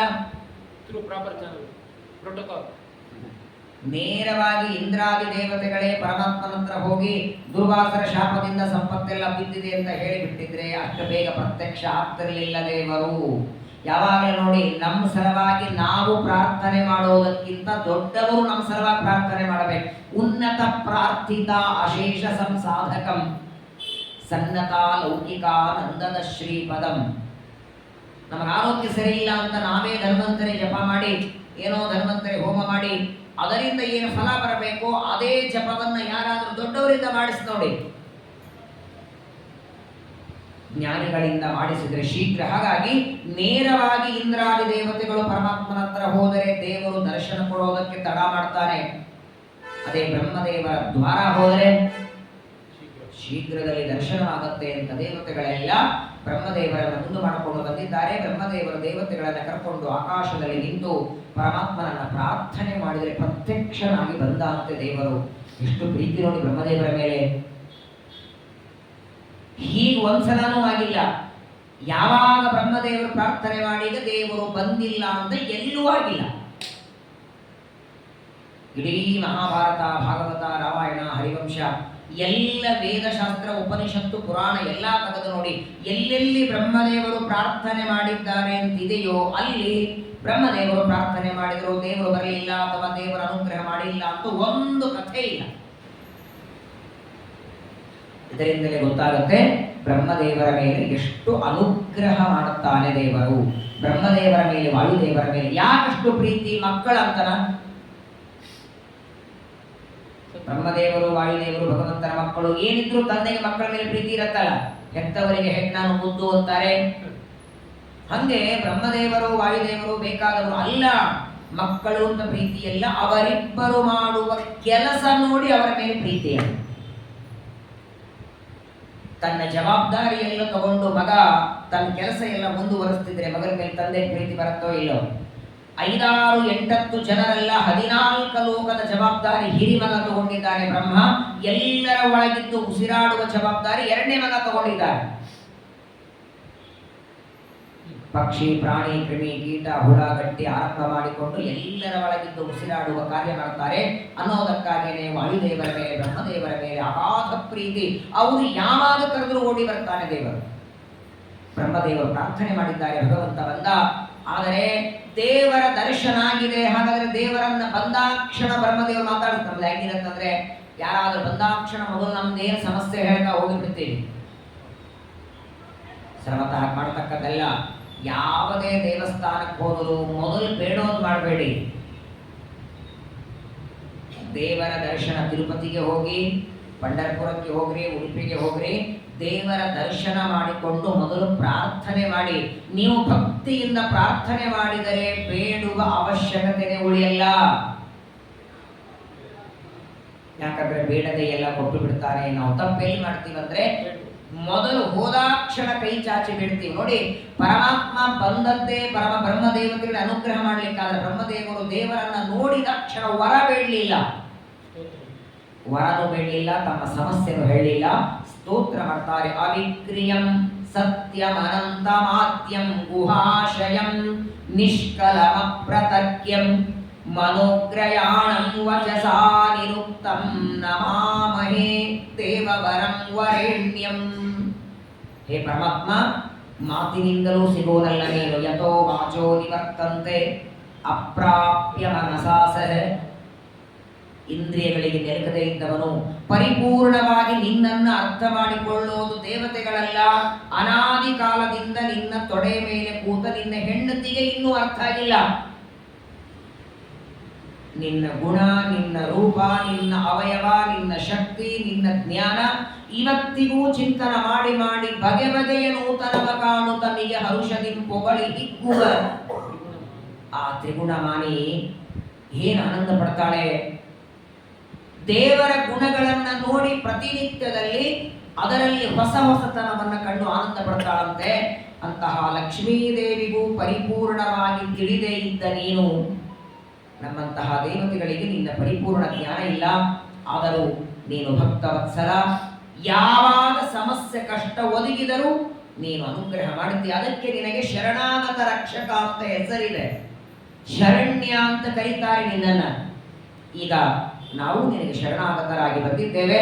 ಒಂದು ದೊಡ್ಡದಾದ ಆಪತ್ತಿನಲ್ಲಿ ದೇವತೆಗಳೆಲ್ಲ ಒದ್ದಾಡುತ್ತಿದ್ದಾರೆ, ಅದರ ಪರಿಹಾರ ಮಾಡಬೇಕು ಅಂತ ಬ್ರಹ್ಮದೇವರು ಮೊದಲು ಪರಮಾತ್ಮನನ್ನ ಪ್ರಾರ್ಥನೆ ಮಾಡಿ ಅನಂತರದಲ್ಲಿ ತಮ್ಮ ಕಷ್ಟವನ್ನ, ತಮ್ಮ ವಿಜ್ಞಾಪನೆಯನ್ನ ಭಗವಂತನ ಮುಂದೆ ಇಡುತ್ತಾರೆ. ದುರ್ವಾಸ ಋಷಿಗಳ ಶಾಪದಿಂದ ಸಂಪತ್ತೆಲ್ಲ ಸಮುದ್ರದಲ್ಲಿ ಬಿದ್ದಿದೆ. ಆ ಸಂಪತ್ತನ್ನ ದೇವತೆಗಳ ಮರಳಿ ಪಡೆಯುವುದಕ್ಕೆ ಉಪಾಯ ಏನು ಗೊತ್ತಾಗ್ತಿಲ್ಲ. ಸಮುದ್ರದಲ್ಲಿ ಮುನಿಗೆ ಮೇಲೆ ತರೋದು ತುಂಬಾ ಕಷ್ಟ, ತುಂಬಾ ಆಳ ಕ್ಷೀರ ಸಮುದ್ರ. ಅದನ್ನ ಮರಳಿ ತರೆಯೋದು ಹೇಗೆ, ಯಾರ್ಯಾರು ಹೋಗಬೇಕು, ಹೇಗೆ ಹೋಗಬೇಕು, ಆ ಉಪಾಯವನ್ನ ನೀನು ಹೇಳಬೇಕು. ಅಂಬಸ್ತು ಯತ್ರೇತ ಉದಾರ ವೀರ್ಯಂ ಸಿದ್ಧ್ಯಂತಿ ಜೀವಂತ್ಯುತ ವರ್ತಮಾನಾಃ. ಯಾವ ಕ್ಷೀರ ಸಮುದ್ರದಲ್ಲೇನೆ ಯಾವಾಗಲೂ ಮಲಗಿರ್ತಲ್ವ ನೀನು? ಕ್ಷೀರ ಸಮುದ್ರದಲ್ಲಿ ಶೇಷನ ಮೇಲೆ ಮಲಗುವಂತಹ ನಿನಗೆ ಸಮುದ್ರದ ಮಧ್ಯದಲ್ಲಿದ್ದ ಪದಾರ್ಥಗಳೆಲ್ಲ ತರುವ ರೀತಿ ಗೊತ್ತಿದೆ. ಅದನ್ನು ಉಪದೇಶ ಮಾಡುವಂತ ಪರಮಾತ್ಮನನ್ನ ಅನನ್ಯವಾಗಿ ಭಕ್ತಿಯಿಂದ ಬ್ರಹ್ಮದೇವರು ಪ್ರಾರ್ಥನೆ ಮಾಡಿದರೆ, ಅವತಾರ ಮಾಡಿ ಬಂದಿದ್ದಲ್ಲ, ಅವನ ಹೆಸರೇ ಅಜಿತ. ಆ ಅಜಿತ ರೂಪಿಯಾದ ಪರಮಾತ್ಮ ಬ್ರಹ್ಮದೇವರಿಗೆ ಹೇಳ್ತಾನೆ, ಎಲ್ಲ ದೇವತೆಗಳಿಗೆ ಕೇಳಿಸುವ ಹಾಗೆ ಹೇಳ್ತಾನೆ, ಸಮುದ್ರದಲ್ಲಿ ಬಿದ್ದ ಪದಾರ್ಥಗಳು ಮೇಲೆ ಬರಬೇಕಾದರೆ ಸಮುದ್ರವನ್ನ ಮಥನ ಮಾಡಿ, ಒಂದು ಕಡಗೋಲನ್ನ ಬೆಣ್ಣೆಯಲ್ಲಿ ಮೊಸರಲ್ಲಿ ಇಟ್ಟು ಕಡದಾಗ ಕಡದು ಕಡದು ಕಡದು ಕೊನೆಗೆ ತಾನು ಬಣ್ಣ ಮೇಲೆ ಅದಕ್ಕೆ ನೀರಾಗ್ತಾ ಹೋಗ್ತಾರೆ. ಆ ನೀರು ಹಾಕದಂತೆ ಹಾಕದಂತೆ ಹಾಕದಂತೆ ಬೆಣ್ಣೆ ಮೇಲೆ ಬರುತ್ತೆ. ಹಾಗೆ ಒಂದು ಪರ್ವತವನ್ನ ಇಟ್ಟು ಅದಕ್ಕೆ ಒಂದು ಹಗ್ಗವನ್ನ ಸುತ್ತಿ ದೇವತೆಗಳು ದಾನವರು ಸೇರಿ ಮಥನವನ್ನ ಮಾಡಿದಾಗ ಆ ಮಥನದಿಂದ ಒಂದೊಂದು ಪದಾರ್ಥಗಳು ಬೆಣ್ಣೆ ಮೇಲೆ ಬಂದಂತೆ ಬರ್ತವೆ. ಆಗ ನೀನು ಪದಾರ್ಥ ನೀವು ತಗೊಳ್ಳಬಹುದು. ಇದನ್ನು ಬಿಟ್ಟರೆ ಬೇರೆ ಉಪಾಯ ಇಲ್ಲ. ಸಮುದ್ರದಲ್ಲಿ ಬಿದ್ದ ಪದಾರ್ಥಗಳ ತಗೊಳ್ಳೋದಕ್ಕೆ ಮಥನದ ಹೊರತಾಗಿ ಇನ್ನೊಂದು ಉಪಾಯ ಇಲ್ಲ ಅಂತ ಪರಮಾತ್ಮ ಹೇಳಿದಾಗ ಬ್ರಹ್ಮದೇವರಿಗೆ ದೇವತೆಗಳೆಲ್ಲ ಪ್ರಾರ್ಥನೆ ಮಾಡ್ತಾರ, ಸ್ವಾಮಿ ಏನು ಭಗವಂತನ ಆಜ್ಞೆ ಹೀಗಾಯ್ತಲ್ಲ, ಮಥನ ಮಾಡಿ ಅಂತ ದೇವರು ಹೇಳಿದ್ದೇನೋ ಸರಿ, ಮಥನ ಮಾಡಿ ಪದಾರ್ಥವನ್ನ ತಗೊಳ್ರಿ ಅಂತ ದೇವರು ಹೇಳಿದ್ದು ನಮಗೆ ಒಪ್ಪಿಗೆ ಇದೆ. ಆದ್ರೆ ಆ ಮಥನವನ್ನ ದೇವದಾನವರು ಸೇರಿ ಮಾಡ್ರಿ ಅಂತಾರಲ್ಲ ದೇವರು. ನಮ್ಮ ಜೊತೆಗೆ ದಾನವರು ದೈತ್ಯರು ಎಂದಾದ್ರೆ ಸೇರ್ತಾರ? ನಮ್ಮನ್ನ ಕಂಡ್ರೆ ಭಯಾನಕ ಸಿಟ್ಟವರಿಗೆ, ಯಾವ ದೈತ್ಯರಿಗೆ ನಮ್ಮ ಹೆಸರು ಕೇಳಿದರೇನೆ ಪ್ರಚಂಡವಾಗಿ ಕೋಪ ಮಾಡಿಕೊಳ್ತಾರೆ ಅಂಥವರು ಮೊದಲನೇದ್ದು ನಮಗೆ ಸಹಾಯ ಮಾಡ್ಲಿಕ್ಕೆ ಬನ್ನಿ ಎಂದೇ ಬರಲ್ಲ. ಎರಡನೇದ್ದು ಸಂಪತ್ತು ಒಳಗೆ ಬಿದ್ದದ್ದು ನಮ್ಮದಲ್ವೇ, ಏನೋ ಯಾರದೋ ಒಂದು ಪ್ರಾಪರ್ಟಿ ಬಿದ್ದಿದೆ ಅಂದಾಗ ಪ್ರಯತ್ನ ಮಾಡಬಹುದು ಏನೋ. ಶತ್ರುಗಳಾದ ನಮ್ಮ ಸಂಪತ್ತು ಒಳಗೆ ಬಿದ್ದಾಗ ಅದನ್ನ ಮೇಲೆ ಎತ್ತೋದಕ್ಕೆ ಮಥನ ಮಾಡಿ ಆ ಮಥನಕ್ಕೆ ನೀವು ಬರಬೇಕು ಅಂತ ಕರೆದರೆ ಸರ್ವಥಾ ದೈತ್ಯರು ಒಪ್ಪಿಕೊಳ್ಳೋದಿಲ್ಲ. ಯಾವ ದೈತ್ಯರು ಮಥನಕ್ಕೆ ಒಪ್ಪಿಕೊಳ್ಳೋದಿಲ್ಲ. ನಾವಾಗಿ ನಾವು ದೇವತೆಗಳ ಮಾತ್ರ ಮಾಡಬಹುದಲ್ಲ ಅಂದ್ರೆ ಪರಮಾತ್ಮ ದೇವತೆಗಳಿಗೆ ಹೇಳ್ತಾನೆ, ಕೇವಲ ನಿಮ್ಮಿಂದ ಮಥನ ಆಗೋದಿಲ್ಲ, ಆಗೋದೇ ಇಲ್ಲ ಅಂತ ದೇವರು. ಯಾಕಂದ್ರೆ ಮೊದಲು ಆ ಪರ್ವತವನ್ನ ಎತ್ತಲಿಕ್ಕಾಗೋದಿಲ್ಲ. ಆ ಪರ್ವತಕ್ಕೆ ವಾಸುಕಿ ಎನ್ನುವ ಸರ್ಪವನ್ನ ಸುತ್ತುತ್ತೀರಿ. ಆ ಸರ್ಪ ಸುತ್ತಿ ಎಳೆದಾಡುವಾಗ ಅದರ ಮುಖದಿಂದ ಏನು ವಿಷ ಬರ್ತದಲ್ಲ ಗಾಳಿ, ಆ ವಿಷದ ಗಾಳಿಯನ್ನ ತಡೆದುಕೊಳ್ಳುವ ಸಾಮರ್ಥ್ಯ ದೈತ್ಯರಿಗೆ ಮಾತ್ರ. ಅನಿವಾರ್ಯ ಅಂತಾನೆ ಮಥನ ಅನ್ನುವ ಕೆಲಸ ನಡಿಬೇಕು ಅಂತಾದರೆ ದೈತ್ಯರು ಬರಲೇಬೇಕು. ಹಾಗಾದ್ರೆ ಏನ್ ಮಾಡಬೇಕು ಅಂದ್ರೆ ತಾತ್ಕಾಲಿಕವಾಗಿ ಅವರ ಜೊತೆಗೆ ಗೆಳತನ ಮಾಡಿಕೊಳ್ಳ್ರಿ ಅಂತಾನೆ ಭಗವಂತ. ಯಾತುಧಾನೈಶ್ಚ ದೈತೇಯೈಹಿ ಸ್ಥಾವತ್ ಸಂಧಿರ್ವಿಧೀಯತಾಂ. ಸಂಧಿ ಅಂದ್ರೆ ಅವರ ಜೊತೆಗೆ ಗೆಳತನ. ಈಗ ನೋಡಿ, ಪ್ರಪಂಚದಲ್ಲಿ ಒಂದು ನಿಯಮ ಇದೆ. ಒಬ್ಬ ವ್ಯಕ್ತಿ ನಮಗೆ ಬೇಡಾದವನು, ನಮ್ಮ ಶತ್ರು ಇರ್ತಾನೆ, ಯಾವಾಗಲೂ ಅವನ ಕಂಡ್ರೆ ನಮ್ಗೆ ಆಗ ಬರಲ್ಲ ಸಿಟ್ಟು. ಆದರೆ ಆ ವ್ಯಕ್ತಿಯಿಂದ ಒಂದು ದೊಡ್ಡ ಕೆಲಸ ಆಗೋದಿದ್ರೆ ನೀವೇ ಹೋಗಿ ಅವನಿಗೆ ಶರಣಾಗತರಾಗಿ. ಪರ್ಸನಲ್ ಆಗಿ ಆ ವ್ಯಕ್ತಿಗೂ ನಿಮಗೂ ದ್ವೇಷ ಇದೆ, ಆದ್ರೆ ಆ ವ್ಯಕ್ತಿಗೆ ನೀವು ಮಾತಾಡಿಸಿದ್ರೆ ಏನೋ ಸಂಘದಲ್ಲಿ ಒಂದು ದೊಡ್ಡ ಇಟ್ಟೋ ಒಂದು ಕೆಲಸ ಮಾಡಿಕೊಡ್ತಾರೆ. 10 ಜನರಿಗೆ ಉಪಯೋಗ ಆಗುವ ಒಂದು ಕೆಲಸ ಒಬ್ಬ ವ್ಯಕ್ತಿ ಮಾಡಿಕೊಡ್ತಿದ್ರೆ ಆಗ ನಿಮ್ಮ ಸಿಟ್ಟನ್ನ ಬದಿಗಿಟ್ಟು ಅವನ ಜೊತೆಗೆ ಗೆಳತನ ಮಾಡಿ. ಇಷ್ಟು ಚೆನ್ನಾಗಿ ಹೇಳ್ತಾ ನೋಡಿ ದೇವರು. ಅರಯೋಪಿ ಸಂಧೇಯಾ ಸತಿ ಕಾರ್ಯಾರ್ಥದೌರವೇ ಅಹಿಮೂಷಕವದ್ದೇವಾಹ ಹ್ಯರ್ಥಸ್ಯ ಪದವಿಂಗತೈಃ. ಒಂದು ಕಥೆ ಹೇಳ್ತಾನೆ ದೇವತೆಗಳಿಗೆ. ಒಬ್ಬ ಹಾವಾಡಿಗ ಇದ್ದ. ಹಾವಾಡಿಗ ಅಂದ್ರೆ ಒಂದು ಹಾವನ್ನ ಬಿದುರಿನ ಬುಟ್ಟಿಯಲ್ಲಿ ಹಾಕಿಕೊಂಡು ಅದನ್ನೆಲ್ಲರಿಗೆ ತೋರಿಸ್ತಿದ್ದ. ನೂರಾರು ಜನ ಸೇರ್ಬೇಕು. ಹಾವನ್ನ ಮೈ ಮೇಲೆ ಹಾಕೊಳ್ತಿದ್ದ, ಹೆಗಲ ಮೇಲೆ ಹಾಕೊಳ್ತಿದ್ದ. ಅದರ ಹಲ್ಲೆಲ್ಲ ಕಿತ್ತು ಬಿಟ್ಟಿದ್ದ. ಹಾವು ಕಚ್ಚೋ ಹಾಗಿಲ್ಲ, ಸಾಕಿದ ಹಾವು. ಅದನ್ನ ಮೈ ತುಂಬ ಆಡಿಸ್ಕೊಳ್ತಿದ್ದ. ಅಲ್ಲೆಲ್ಲ ಆಡಿಸ್ಬೇಕು. ಎಲ್ಲ ಜನ ಎಲ್ಲ ಕಾಸು ಹಾಕ್ತಿದ್ರು. ಹಣವನ್ನ ಹಾವನ್ನ ಇಟ್ಟುಕೊಂಡೇ ಅವ ಬದುಕ್ತಿದ್ದ.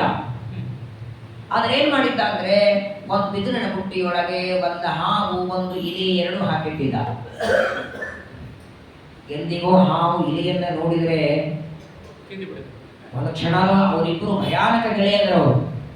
ಬರೇ ಗೆಳೆಯರಲ್ಲ, ಎಂದಿಗೂ ಇಲಿಯನ್ನು ನೋಡಿ ಹಾವು ಬಿಡೋದಿಲ್ಲ. ಆದ್ರೆ ಒಂದೇ ಬಿದಿರಿನ ಬುಟ್ಟಿಯಲ್ಲಿ ಹಾವು ಮತ್ತು ಇಲಿಗಳನ್ನ ಹಾಕಿ ಅದನ್ನ ಜಗತ್ತಿಗೆಲ್ಲ ತೋರಿಸಿಬಿಟ್ಟು ತಾನು ದುಡ್ಡು ಸಂಪಾದನೆ ಮಾಡ್ತಿದ್ದ. ಒಂದು ದಿನ ಆ ಬಿದುರಿನ ಬುಟ್ಟಿಯೊಳಗಿರುವ ಹಾವು ಇಲಿಗಳು ಮಾತಾಡುತ್ತವೆ. ಹಾವು ಇಲಿಗಂತದೆ, ನೋಡು ಜಗತ್ತೊಳಗೆ ನಮ್ಮಿಬ್ಬರನ್ನು ನೋಡಿ ಎಲ್ಲರೂ ಏನ್ ಮಾತಾಡ್ಕೋತಾರೆ, ನಾವಿಬ್ಬರು ಶತ್ರುಗಳು ಅಂತ ಮಾತಾಡ್ಕೋತಾರೆ. ಇಲಿ ಕಂಡ್ರೆ ಸಾಕು ಹಾವು ಬಾಯಿ ಹಾಕೊಂಡ್ಬಿಡುತ್ತದೆ ಅಂತ. ಆದರೆ ಇವತ್ತು ಆ ಜನ ಎಲ್ಲ ಮಾತಾಡ್ಕೊಳ್ಳೋದನ್ನ ತಪ್ಪು ಅಂತ ಅನಿಸೋಣ. ಏನ್ ಮಾಡೋಣ ಅಂದ್ರೆ, ನಾವಿಬ್ರು ಗೆಳೆಯಂದರಾಗೋಣ ಅಂತಂತೆ ಹಾವು ಇಲಿಗೆ. ನಾವಿಬ್ಬರು ಗೆಳೆಯಂದರಾಗೋಣ, ಇಬ್ಬರು ಇವತ್ತಿನಿಂದ ಒಳ್ಳೆ ಸ್ನೇಹಿತರಾಗೋಣ. ನೋಡು, ನಮ್ಮಿಬ್ಬರನ್ನು ಈ ಹಾವಾಡಿಗ ಈ ಬುಟ್ಟಿಯಲ್ಲಿ ಇಟ್ಟಿದ್ದಾನೆ. ನಿನಗೂ ನಿನ್ ಮನೆಗೆ ಹೋಗ್ಬೇಕು, ನನಗೂ ನನ್ನ ಮನೆಗೆ ಹೋಗ್ಬೇಕು. ಒಂದು ಕೆಲಸ ಮಾಡ್ತೇನೆ, ನನ್ನ ಹೆಡೆಗಳನ್ನ ಹೀಗೆ ಬಿಚ್ಚಿಕೊಂಡು ಕೂಡ್ತೇನೆ. ಆ ಹೆಡೆಗೆ ಮೇಲೆ ನಿಂತುಕೊಂಡು ಬಿದುರಿನ ಬುಟ್ಟಿಯ ಮೇಲ್ಭಾಗ ಎಲ್ಲ ಕತ್ತರಿಸ್ಬಿಡು. ಕತ್ತರಿಸೋದು ಚೆನ್ನಾಗಿ ಗೊತ್ತಲ್ಲ, ಎಲ್ಲಾರ ಮನೆಯಲ್ಲಿ ಸೀರೆ ದೋತ್ರ ಕತ್ತರಿಸಿ ರೂಢಿ ಇದೆ ನಿನಗೆ. ಹಾಗಾಗಿ ಆ ಬಿದುರಿನ ಬುಟ್ಟಿಯ ಮೇಲ್ಭಾಗ ಎಲ್ಲ ಕತ್ತರಿಸಿ ನೀನು ಹೊರಗೆ ಹೋಗು. ನಾನು ಆ ಬಿಲದಿಂದ ಮೇಲೆ ಬರ್ತೇನೆ, ನನ್ನ ಮನೆಗೆ ನಾನು ಹೋಗ್ತೇನೆ, ನಿನ್ನ ಮನೆಗೆ ನೀನು ಹೋಗಬಹುದು. ಇಬ್ಬರೂ ಇಲ್ಲಿಂದ ಪಾರಾಗಿ ಬಿಡುತ್ತೇವೆ ಅಂತ ಇಲಿಗೆ ನಾವು ಹೇಳಿದರೆ, ಮೊದಲನೇದ್ದು ಇಲಿಗ ಆನಂದ ಯಾಕಾಯ್ತಂದ್ರೆ, ನನ್ನ ನೋಡಿದರೆ ನುಂಗಾಕುವ ಹಾವು ನನ್ನ ಜೊತೆ ಗೆಳತನ ಮಾಡ್ಕೊಳ್ತಲ್ಲ. ಬರೀ ಗೆಳತನ ಇಲ್ಲ, ನಾನು ತಿನ್ನೋದಿಲ್ಲ ಅಂತ ಬೇರೆ ಹೇಳಿತು. ಆಯ್ತು, ಇಲಿಗೆ ಆನಂದ ಆಯಿತು. ಸರಿ ಅಂತ ಹಾವು ತನ್ನ ಹೆಡೆಗಳನ್ನು ಬಿಚ್ಚಿಕೊಂಡು ನಿಂತಿದೆ. ಆ ಹೆಡೆಗಳ ಮೇಲೆ ನಿಂತು ಮೇಲಿನ ಭಾಗವೆಲ್ಲ ಕತ್ತರಿಸಿ ಮೊದಲು ಇಲಿ ಹೊರಗೆ ಬಂದು ಇಲಿ ಓಡೋಗ್ಬೇಕಲ್ವೇ. ಹಾವು ಬರೋವರೆ ಕಾಯ್ತಿದೆ. ಯಾಕಂದ್ರೆ ಇಲಿಗೆ ವಿಶ್ವಾಸ, ನನ್ನ ತಿನ್ನೋದಿಲ್ಲ ಅಂತ ಹೇಳಿದೆಯಲ್ಲ, ನಾವಿಬ್ಬರು ಗೆಳೆಯಂದ್ರು ಅಂತ ಹೇಳಿದೆ, ಏನಿದ್ರು ಹಾವು ನನ್ನನ್ನು ತಿನ್ನೋದಿಲ್ಲ. ಆ ಹಾವು ಹೊರಗಡೆ ಬಂದ ಮೇಲೆ ಭೇಟಿಯಾಗಿಬಿಟ್ಟು ಹೋಗೋಣ ಅಂತ ಪಾಪ ಬಿಲದಿಂದ ಹಾವು ಬರಬೇಕು ಅಂತ ಇಲಿ ತಾನು ಮೊದಲು ಬಂದು ಹಾವು ಬರೋವರೆ ಕಾಯ್ತಿದೆ. ಇನ್ನು ಹಾವು ಮುಖ ಮಾತ್ರ ಹಾಕಿದೆ, ಗಪ್ಪನ ಹಿಡಿತು ಇಲಿಯನ್ನ. ಇಲಿ ಅಂತದೆ, ಇಲಿ ಗೆಳೆಯಲ್ಲೋ ತಿನ್ನೋದಿಲ್ಲ ಅಂತ ಗೆಳೆಯ ಅಂತ.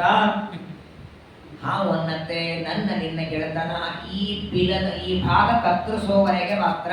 ನನ್ನ ಹಲ್ಲೆಲ್ಲ ಕಿತ್ತಾಕಿದ್ದ, ನಾನು ಕತ್ತರಿಸೋ ಹಾಗಿಲ್ಲ. ನಿನಗೆ ಕತ್ತರಿಸೋದಕ್ಕೆ ಬರುತ್ತೆ ಅನ್ನೋದಕ್ಕೆ ಕತ್ತರಿಸುವ ಕೆಲಸ ಆಗೋವರೆಗೆ ಮಾತ್ರ ನೀನು ನನಗೆ ಗೆಳೆಯ. ಮರಾಠಿಯೊಳಗೆ ಒಂದು ಮಾತಿದೆ ನೋಡಿ, ಕಾಮ ಪುತ್ತೆ ಮಾಮ ಅಂತಾರೆ. ನಿಮ್ ಕೆಲಸ ಆಗಬೇಕಾದ್ರೆ ಎಷ್ಟು ಏರ್ಸಿರ್ತಾರೆ ಮೇಲೆ ಗೊತ್ತಾ? ಅಯ್ಯೋ, ಇವರಂತ ವ್ಯಕ್ತಿಗಳೇ ಎಲ್ಲೋ ಇಲ್ರಿ. ಕೊನೆಗೆ ಇಷ್ಟೆಲ್ಲ ಹೊಗಳಿ ಹೊಗಳಿ ಹೊಗಳಿ ಅದು ಊಟಕ್ಕೆ ನಾನು ತಂಗಿ ಬರ್ತಿದ್ದೇನೆ, ನಿಮ್ ತಂಗಿ ಕೊಡಬೇಕು. ಕೊನೆಗೆ ಅಲ್ಲಿ ಬಂದು ಹೇಳೋದಿರ್ತಾರೆ. ಪ್ರಾಯ ಪ್ರಪಂಚದೊಳಗೆ ತನ್ನ ಒಂದು ಕೆಲಸ ಆಗಬೇಕಾದರೆ ಎದುರಿಗಿದ್ದ ವ್ಯಕ್ತಿಯನ್ನು ನಾವು ಹೊಗಳಿ ಹೊಗಳಿ ಉಪ್ಪರಿಗೆ ಏರಿಸಿ ಬಿಡ್ತಾನೆ. ಆದರೆ ಎಷ್ಟು ಎತ್ತರಕ್ಕೆ ಏರಿಸ್ತಾನೆ ಅಷ್ಟೇ ಮೇಲಿಂದ ಕೆಳಗೆ ಒಗಿತಾನೆ ಅನ್ನೋದನ್ನು ಮಾತ್ರ ಗಮನಿಸಬೇಕು. ಅದರ ಮೇಲೆ ಇರುವಾಗ ಬೀಳುತ್ತೇನೆ ಅಂತ ಗೊತ್ತಿರಲಿಲ್ಲ ಅವನಿಗೆ. ಇಲ್ಲಿ ಹಾವು ನೋಡಿ ಆ ಇಲಿಯನ್ನ ಹಿಡಿತದೆ, ತಿಂದಾಗ್ತದೆ. ಈ ಕಥೆಯನ್ನ ಪರಮಾತ್ಮ ಹೇಳ್ತಾರೆ, ತನ್ನ ಕೆಲಸ ಆಗುವವರೆಗೆ ಮಾತ್ರ ಇಲಿಯ ಜೊತೆಗೆ ಹಾವು ಗೆಳತನ ಮಾಡಿಕೊಳ್ಳುವಂತೆ ಸಮುದ್ರದಿಂದ ಬರುವ ಪದಾರ್ಥಗಳ ಮೇಲೆ ಬರುವವರೆಗೆ ದೈತ್ಯರ ಜೊತೆಗೆ ಗೆಳತನ ಮಾಡಿಕೊಳ್ಳಿ. ಇವತ್ತಿನಿಂದ ನಾವು ನೀವು ಒಂದೇ ಅಂತ ಹೇಳಿ ಇಬ್ಬರಲ್ಲಿ ವಿರೋಧ ಬೇಡ, ಜಗಳ ಬೇಡ. ಇಬ್ಬರು ಗೆಳೆಯಂದರಾಗಿ ಇರೋಣ, ಇದೊಂದು ದೊಡ್ಡ ಸಮಸ್ಯೆ ಇದೆ, ನಾವಿಬ್ಬರೂ ಸೇರಿ ಮಥನವನ್ನ ಮಾಡೋಣ ಅಂತ ನೀವು ಹೇಳಿ, ಆಗ ದೈತ್ಯರು ಅವಶ್ಯವಾಗಿ ಸಂಧಾನಕ್ಕೆ ಒಪ್ಪಿಕೊಳ್ಳುತ್ತಾರೆ. ಒಂದು ಹಾವಿನ ದೃಷ್ಟಾಂತವನ್ನ ಕೊಟ್ಟು ದೈತ್ಯರನ್ನು ಇದು ಮಥನಕ್ಕಾಗಿ ಕರಿಬೇಕು ಅಂತ ದೇವತೆಗಳಿಗೆ ಹೇಳಿದಾಗ ಸರಿ ಅಂತ ಸಹಾಯೇನ ಮಯಾ ದೇವಾಃ ನಿರ್ಮತ್ತಂತ್ವಂ ಮತಂದ್ರಿತಾಃ. ಬೇರೆ ಉಪಾಯನೇ ಇಲ್ಲ. ಈಗ ದೇವರ ಆಜ್ಞೆಯಾಗಿದೆ, ದೈತ್ಯರನ್ನ ಕರೆಯದ ಹೊರತು ಬೇರೆ ಮಾರ್ಗ ಇಲ್ಲ ಅಂತ ಇಂದ್ರಾದಿ ದೇವತೆಗಳೆಲ್ಲ ಪರಮಾತ್ಮನಿಗೆ ನಮಸ್ಕಾರವನ್ನ ಮಾಡಿ ಹೊರಟ್ರಂತೆ. ಇಲ್ಲಿಗೆ ಆಗ ದೈತ್ಯರಿಗೆ ಗುರುವಾಗಿ, ಎಲ್ಲಾ ದೈತ್ಯರಿಗೆ ಅಗ್ರೇಸರನಾಗಿ ಬಲಿಚಕ್ರವರ್ತಿ ಪ್ರಹ್ಲಾದನ ಮೊಮ್ಮಗ. ನೋಡಿ, ದೇವತೆಗಳದ್ದು ಹೇಗೆ ತಾರತಮ್ಯನೋ ಹಾಗೆ ದೈತ್ಯರದು ತಾರತಮ್ಯ ಇದೆ. ಸಪ್ತಮ ಸ್ಕಂದದಲ್ಲಿ ಪ್ರಹ್ಲಾದರಾಜರ ಕಥೆ ಕೇಳಿದರೆ, ಪ್ರಹ್ಲಾದರಾಜರ ಅನುಗ್ರಹಕ್ಕಾಗಿ ಸ್ತಂಭದಿಂದ ಬಂದ ಪ್ರಹ್ಲಾದರಾಜರಿಗೆ ವಿರೋಚನ ಅಂತ ಮಗ ಇದ್ದ. ಆದ್ರೆ ಮಹಾ ದುಷ್ಟ ಇದ್ದವ.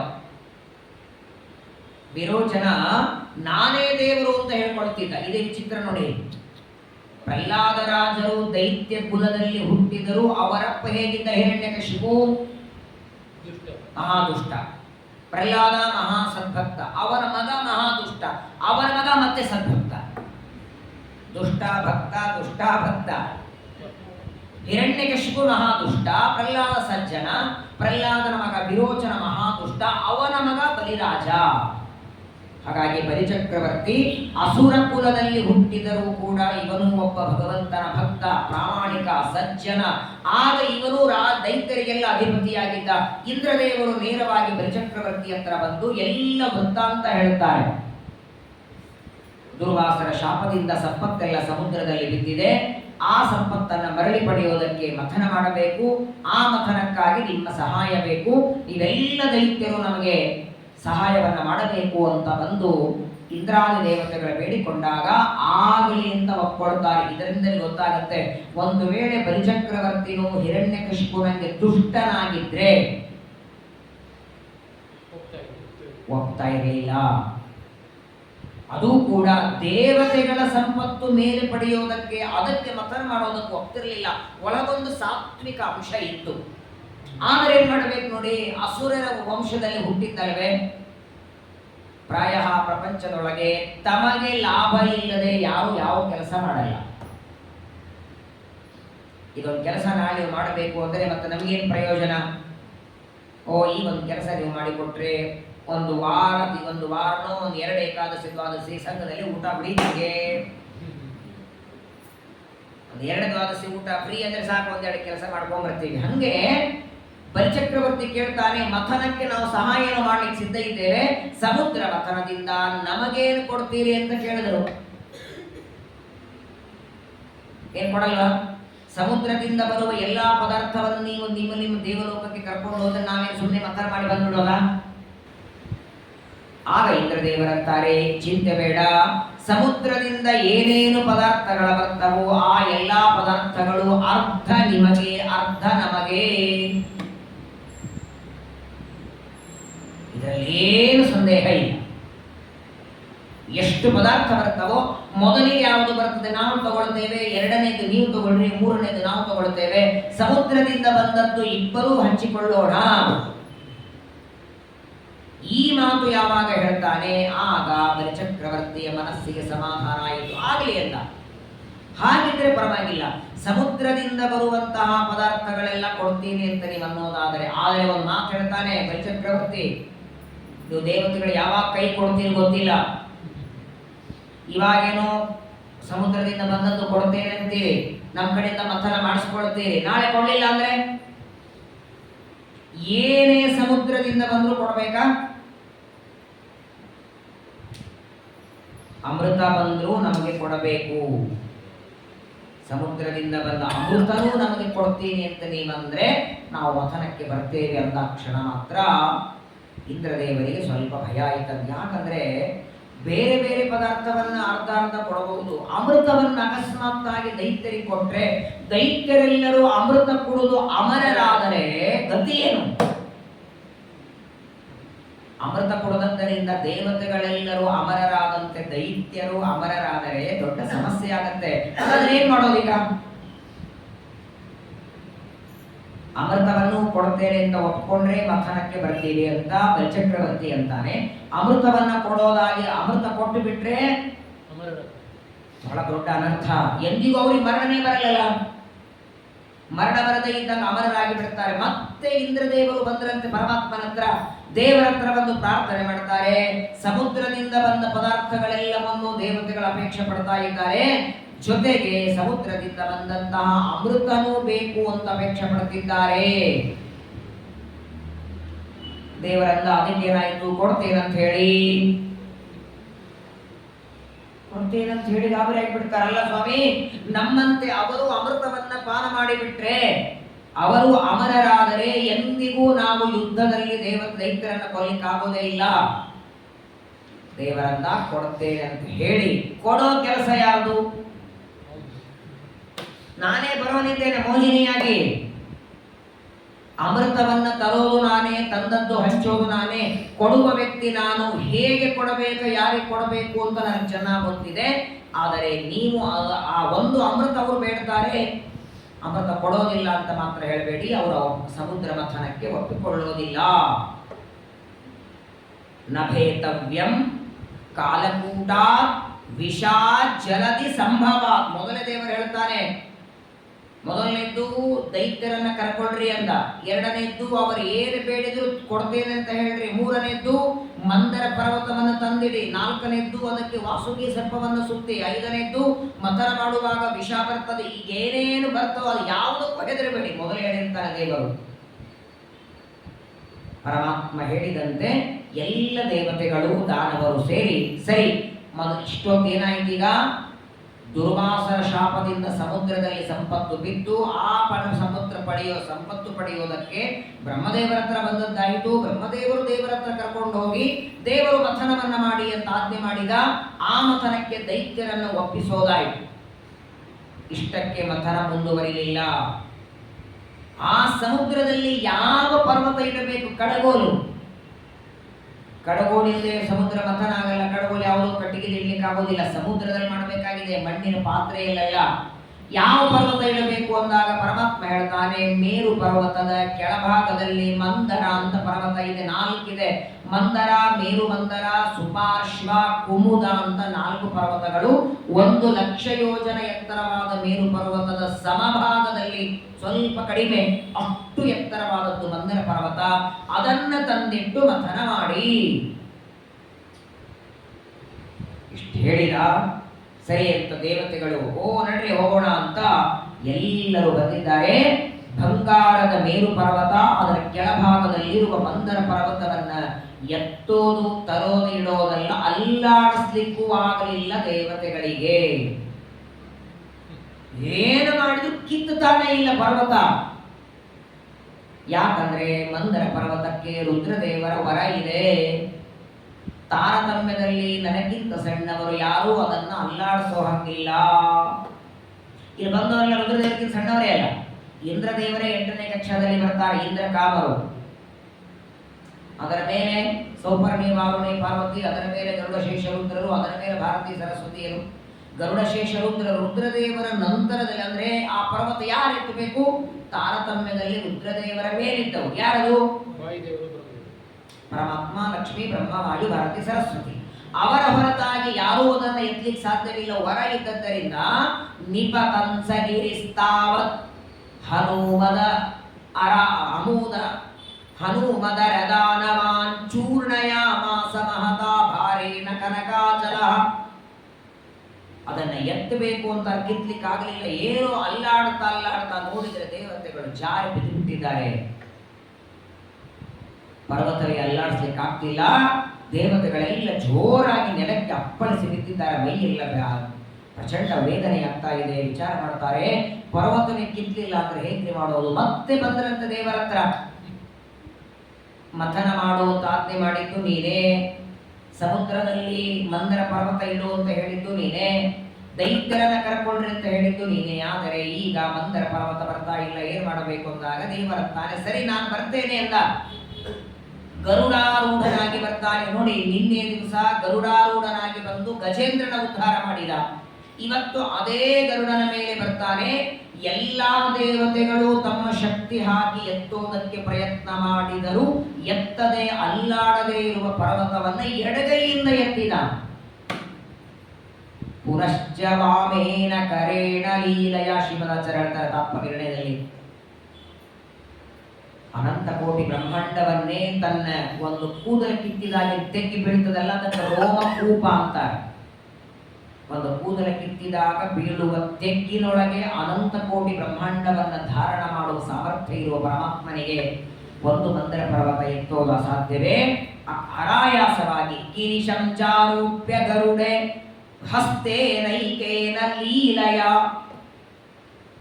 ಚಿತ್ರ ನೋಡಿ, ಇಂದ್ರಾದಿ ದೇವತೆಗಳಿಗೆ ಆಗದಿದ್ದದ್ದನ್ನ ಗರುಡ ದೇವರ ಮೇಲೆ ಇಟ್ಟ. ಗರುಡ ಶೇಷ ರುದ್ರರು ಒಂದೇ ಕಕ್ಷಾದಲ್ಲಿ ಇದ್ದದ್ದರಿಂದ ಗರುಡ ದೇವರಿಗೆ ಎತ್ತೋದಕ್ಕೆ ಸಾಧ್ಯವಾಯಿತು. ಮೇಲಾಗಿ ಗರುಡನ ಮೇಲೆ ಭಗವಂತ ಕೂತದ್ದರಿಂದ ಗರುಡನ ಹೆಗಲ ಮೇಲೆ ಆ ಮಂದರ ಪರ್ವತ ಇಟ್ಟರೆ ಸಣ್ಣ ಸಾಸಿವೆ ಕಾಳಿಟ್ಟಂಗಾಗಿ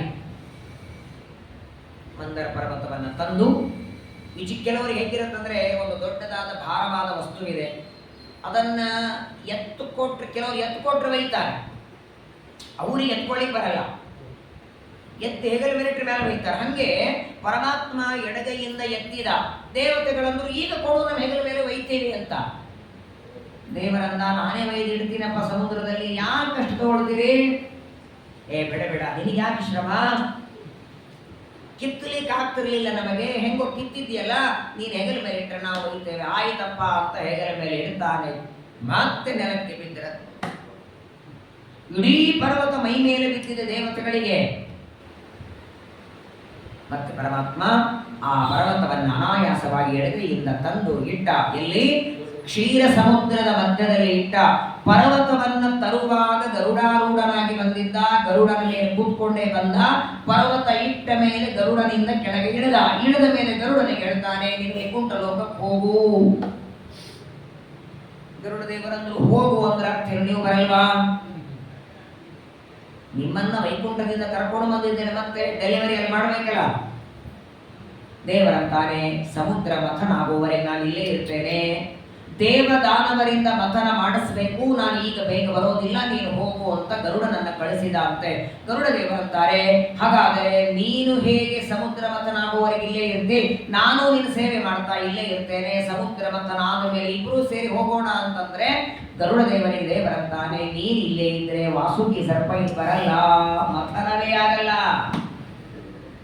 ಅವನು ಬರ್ಬೇಕಲ್ಲ. ಮಂದರ ಪರ್ವತಕ್ಕೆ ಸರ್ಪವನ್ನ ಸುತ್ತಿ ಮಥನ ಮಾಡಬೇಕಾ? ಸುತ್ತಬೇಕಾದರೆ ನೀನಿಲ್ಲಿ ಕೂತ್ಕೊಂಡಿದ್ರೆ ಬರ್ತಾನ? ಕೈಯೊಳಗೆ ಗರುಡ ರೇಖೆ ಇದ್ರೇನೆ ಹಾವುಗಳ ಹತ್ರ ಬರೋದಿಲ್ಲ.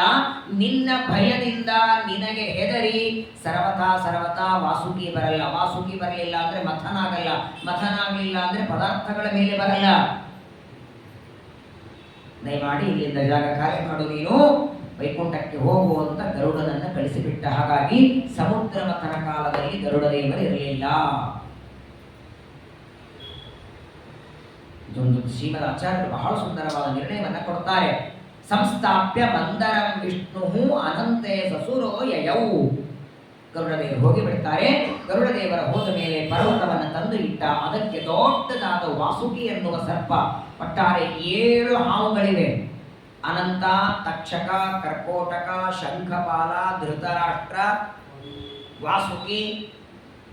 ನಾಳೆ ಭಾದ್ರಪದ ಶುದ್ಧ ಚತುರ್ದಶಿ ಪೂಜಾ ಮಾಡ್ತೀರಿ, ಅದು ಒಂದು ಹಾವೇ. ಅನಂತ ಚತುರ್ದಶಿ ದಿನ ದರ್ಪದಿಂದ ಹಾವು ಮಾಡಿ ಪೂಜಾ ಮಾಡ್ತೀವಿ. ಪರೀಕ್ಷಿತನನ್ನ ಕಚ್ಚಿದ್ದು ತಕ್ಷಕ, ಇಲ್ಲಿ ತಂದದ್ದು ವಾಸುಕಿ. ವಾಸುಕಿ ಸರ್ಪ ಮಂದರ ಪರ್ವತ ಎಷ್ಟು ಅಗಲ ಇದೆ ಮಹಾಭಾಗವತ ಲೆಕ್ಕ ಕೊಡುತ್ತದೆ. ಅಷ್ಟು ಯೋಜನ ಅಗಲವಾದ ಮಂದರ ಪರ್ವತಕ್ಕೆ 2 ಸಲ ಸುತ್ತಿದ್ರೆ ಆಚೆ ಉಳಿದಿತ್ತಂತೆ ಹಿಡಿಯೋದಕ್ಕೆ ಎಷ್ಟು ದೊಡ್ಡದಿರಬೇಕು ಸರ್ಪ, ವಿಚಾರ ಮಾಡಿ. ಎಲ್ಲ ದೇವತೆಗಳು ವಾಸುಕಿ ಸರ್ಪಕ್ಕೆ ಪ್ರಾರ್ಥನೆ ಮಾಡ್ತಾರೆ. ಆ ವಾಸುಕಿ ಸರ್ಪವನ್ನ ಸುತ್ತಿ ಸಮುದ್ರವನ್ನ ಮಥನ ಮಾಡಲಿಕ್ಕೆ ಶುರು ಮಾಡ್ತಾರೆ. ಆ ಸಮುದ್ರದಿಂದ ಒಟ್ಟಾರೆ 16 ಪದಾರ್ಥಗಳು ಮೇಲೆ ಬಂತು. ಒಟ್ಟಾರೆ ಸಮುದ್ರದಿಂದ ಬಂದದ್ದು 16. ಮೊದಲು ಬಂದದ್ದು ವಿಷ, ಕೊನೆಗೆ ಬಂದದ್ದು ವಿಷ ತಾನಾಗಿ ತಾನು ಬಂತು. ಅಮೃತವನ್ನ ಪರಮಾತ್ಮ ಧನ್ವಂತರಿ ರೂಪದಿಂದ ತರ್ತಾನೆ. ಆ 16 ಪದಾರ್ಥಗಳೇನು ಸಮುದ್ರದಿಂದ ಬಂತು, ಅದರಲ್ಲಿ ಸಾಕ್ಷಾತ್ ಜಗನ್ಮಾತೆಯಾದ ಲಕ್ಷ್ಮೀದೇವಿನು ಸಮುದ್ರದಿಂದ ಅವತಾರ ಮಾಡಿ ಭೂಮಿಗೆ ಬರ್ತಾಳೆ. ಅಂತಹ ಲಕ್ಷ್ಮೀದೇವಿಯ ವಿಶೇಷವಾದ ಅವತಾರದ ಕಥೆ, ಅದನ್ನು ನಾಳೆ ದಿನ ಶ್ರವಣ ಮಾಡೋಣ. ಸಮುದ್ರದಿಂದ ಏನೇನು ಪದಾರ್ಥಗಳ ಬಂತು, ಸಾಕ್ಷಾತ್ ಪರಮಾತ್ಮ ಧನ್ವಂತರಿ ರೂಪದಿಂದ ಬರ್ತಾನೆ. ನಾಳೆ ದಿನ ಧನ್ವಂತರಿಯ ಪ್ರಾದುರ್ಭಾವ, ಸಮುದ್ರದ ಮಧ್ಯದಿಂದ ಅಮೃತ ಕಲಶವನ್ನು ತಂದ ಧನ್ವಂತರಿಯ ಕಥೆ. ಈಗಾಗಲೇ ಅನೇಕರಿಗೆ ನಾನಾ ರೀತಿಯಾದ ರೋಗಗಳ ಸಮಸ್ಯೆ, ಕೆಲವರಿಗೆ ಬರಬಹುದನ್ನೋ ಭಯ ಇದೆ. ಮತ್ತೆ ಕರೋನಾ ಬರ್ತದೆ ಅಂತ ಯಾವ ರೋಗ ಯಾರಿಗೂ ಬರದೆ ಎಲ್ಲರೂ ಆರೋಗ್ಯವಂತರಾಗಿ ಒಳ್ಳೆ ಗಟ್ಟಿಮುಟ್ಟಿಯಾಗಿ ಪಾಠ ಪ್ರವಚನ ಜಪತಪಗಳನ್ನು ಮಾಡುವಂತೆ ಆರೋಗ್ಯವನ್ನ ಆ ಧನ್ವಂತರಿ ರೂಪಿ ಪರಮಾತ್ಮ ಎಲ್ಲರಿಗೂ ಕೊಡಲಿ ಅಂತ ಆ ಧನ್ವಂತರಿಯ ಚರಿತ್ರೆಯನ್ನ ಅವನು ಅವತಾರ ಮಾಡಿ ಬಂದ ಕಥೆಯನ್ನ ನಾಳೆ ದಿನ ಮತ್ತೆ ಶ್ರವಣ ಮಾಡೋಣ. ಭಾರತೀಯ ರಮಣ ಮುಖ್ಯ ಪ್ರಾಣಾಂತರ್ಗತ ಶ್ರೀ ಕೃಷ್ಣಾರ್ಪಣಮಸ್ತು. ಹರೇ ಹರೇ ಹರೇ.